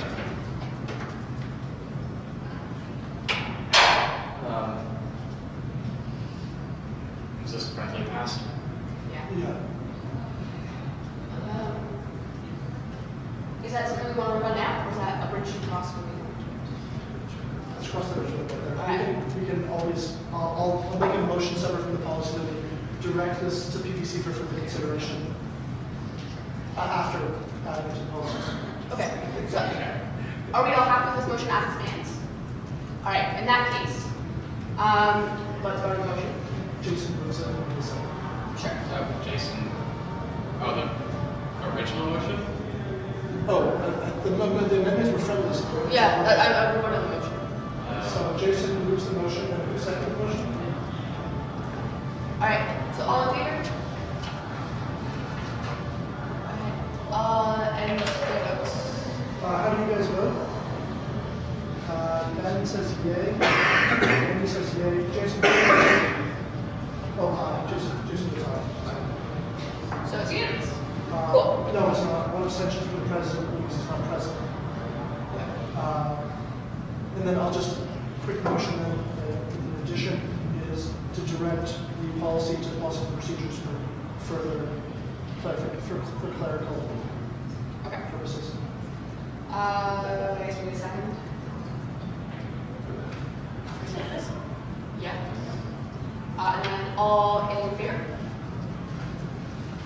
I think that's right. PDC. Yeah. Yeah. All opposed? And all abstaining? All right, so you're just Antonio. And so the motion is, this will be added, the policy will be added, so Jason just said the policy will be added to the policies. My motion was that we send it to PPC to flesh it out, make sure we're not, it's not derived as an aspirational policy, okay?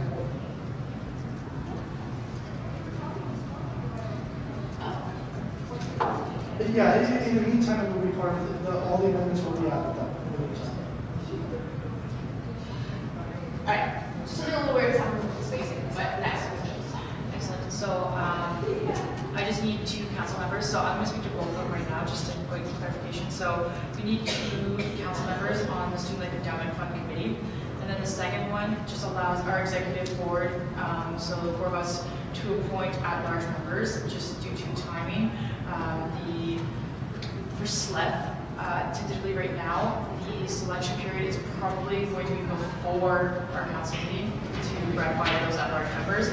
So I'm seeking approval from the committee to, from council to allow us to appoint 2 at-large members. I need to appoint 2 council members first.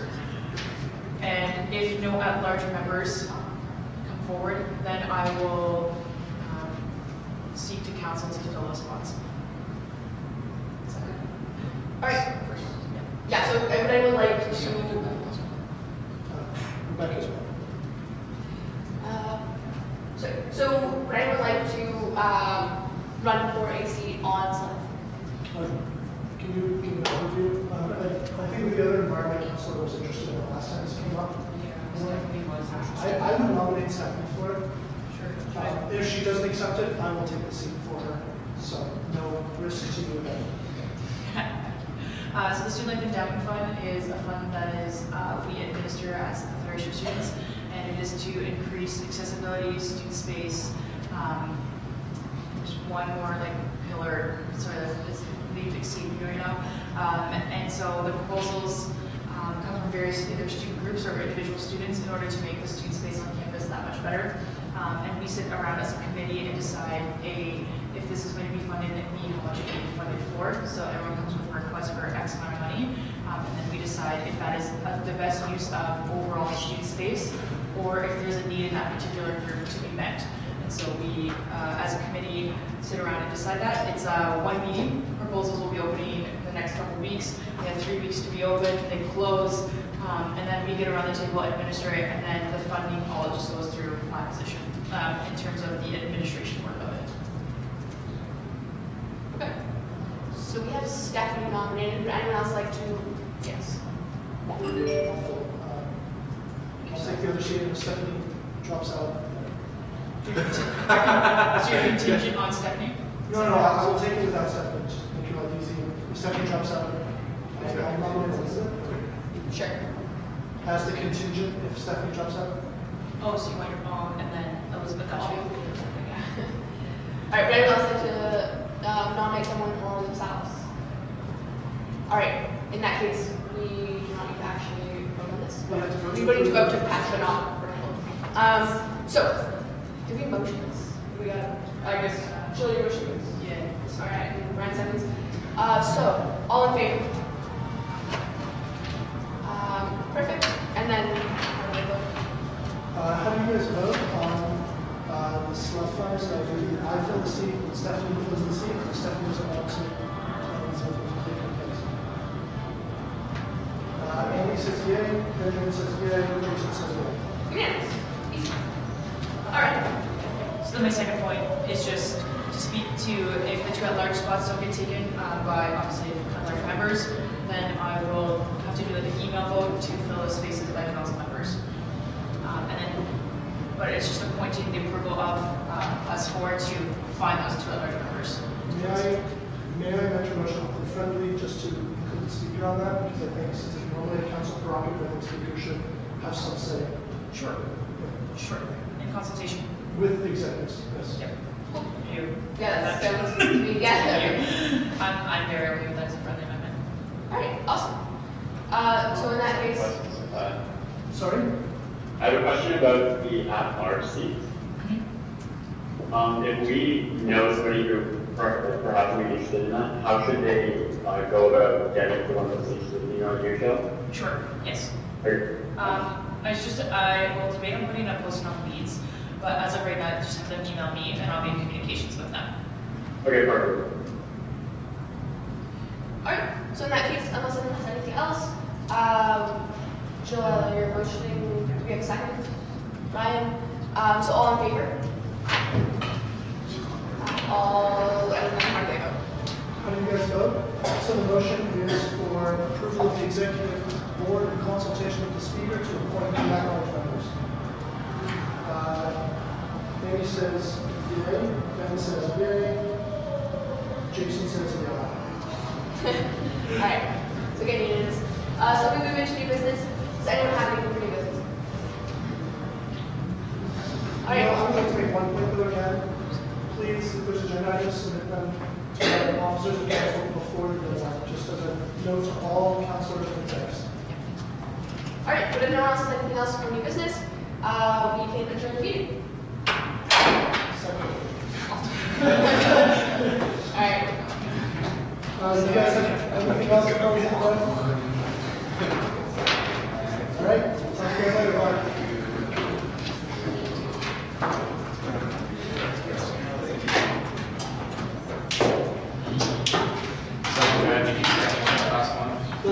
Yeah.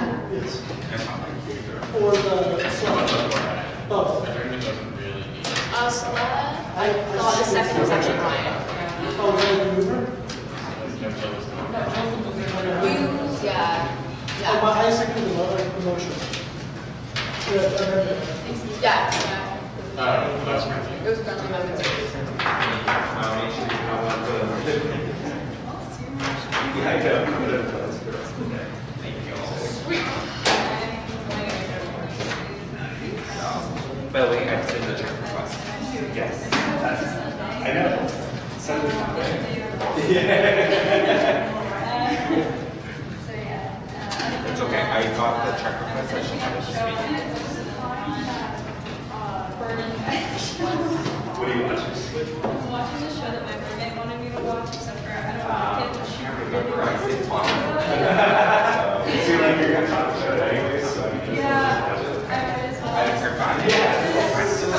just want to discuss it because I'm like really into film and television.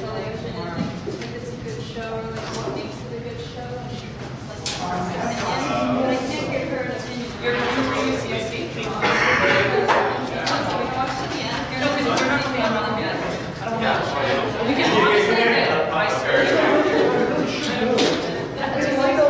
I The main thing is like not going to I know, but we can also just burn it. I get there.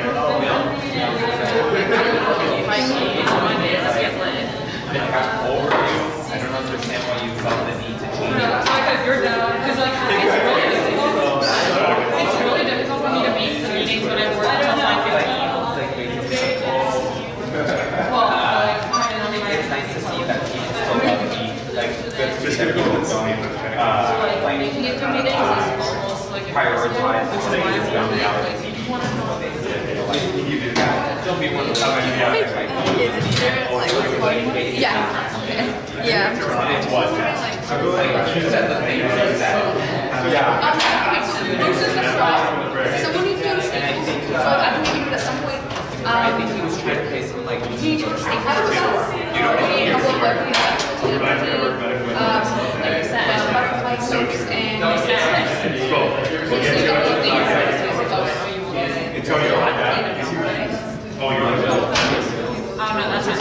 it would be great if someone else was good, but I feel like most people chat and see if it's easy for anyone else. And if not, like, figure it out. At some point, we need those things though. And then we can figure out, once we get them, we can figure out what to do. And honestly, probably do by myself, I guess. Probably really easy. You know what I mean? If that's okay, yeah, like, It's okay though. You don't have to do it. yes, so I just have that with the Kelly. Because that would change time. No, it's not. As soon as tomorrow morning, she'll email us back. I think we just like add the rest of the add the full sign up sheet and then like and ask like 6 days. I know. Which is where. Hey, you looked at it. Almost. And then so we should do the Facebook page for promotion and stuff too. Okay. Yeah, but then yeah, then we're good. Yeah, I think we should be good. Yeah, I agree. It's great. Yeah. When's more? I'm not really happy about I have a master in a second. We can go through this. I've told everybody since I started this company. If you're the person who does policy and procedures, I am not your guy. But if I believe in something, like if I eventually like this should be how things work, like the policy shouldn't really get like this.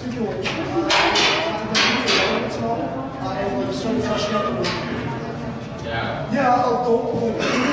Like, I just It gets the brand.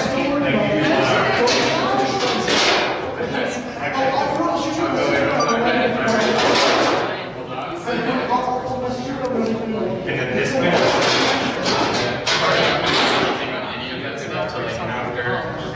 The week after the break.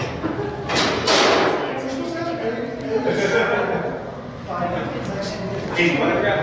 Yeah, so that's just oh no, I actually think I'm good. You didn't?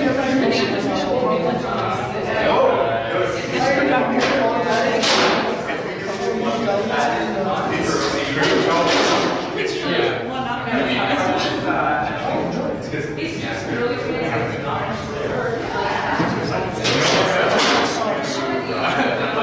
we have our meeting offline. That will be fun. Is he getting like real wet? It's gonna be. He is. That's like, what is, oh, your car? My car is buried under like a foot of snow right now. It's so bad for it. I know. It's because and then I'm like, man. There's nothing that's worse than like anything. Yeah. So now it's just kind of like, I have to get the next day. So I think it's not so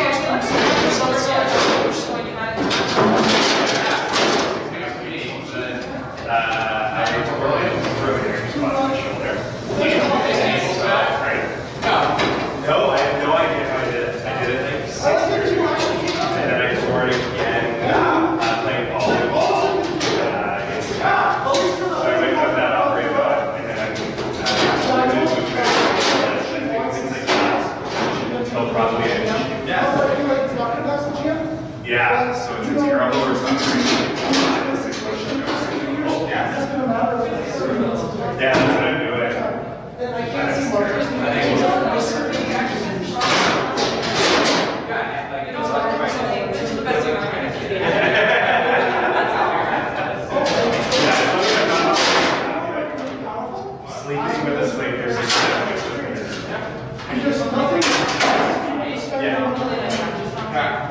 I was the max.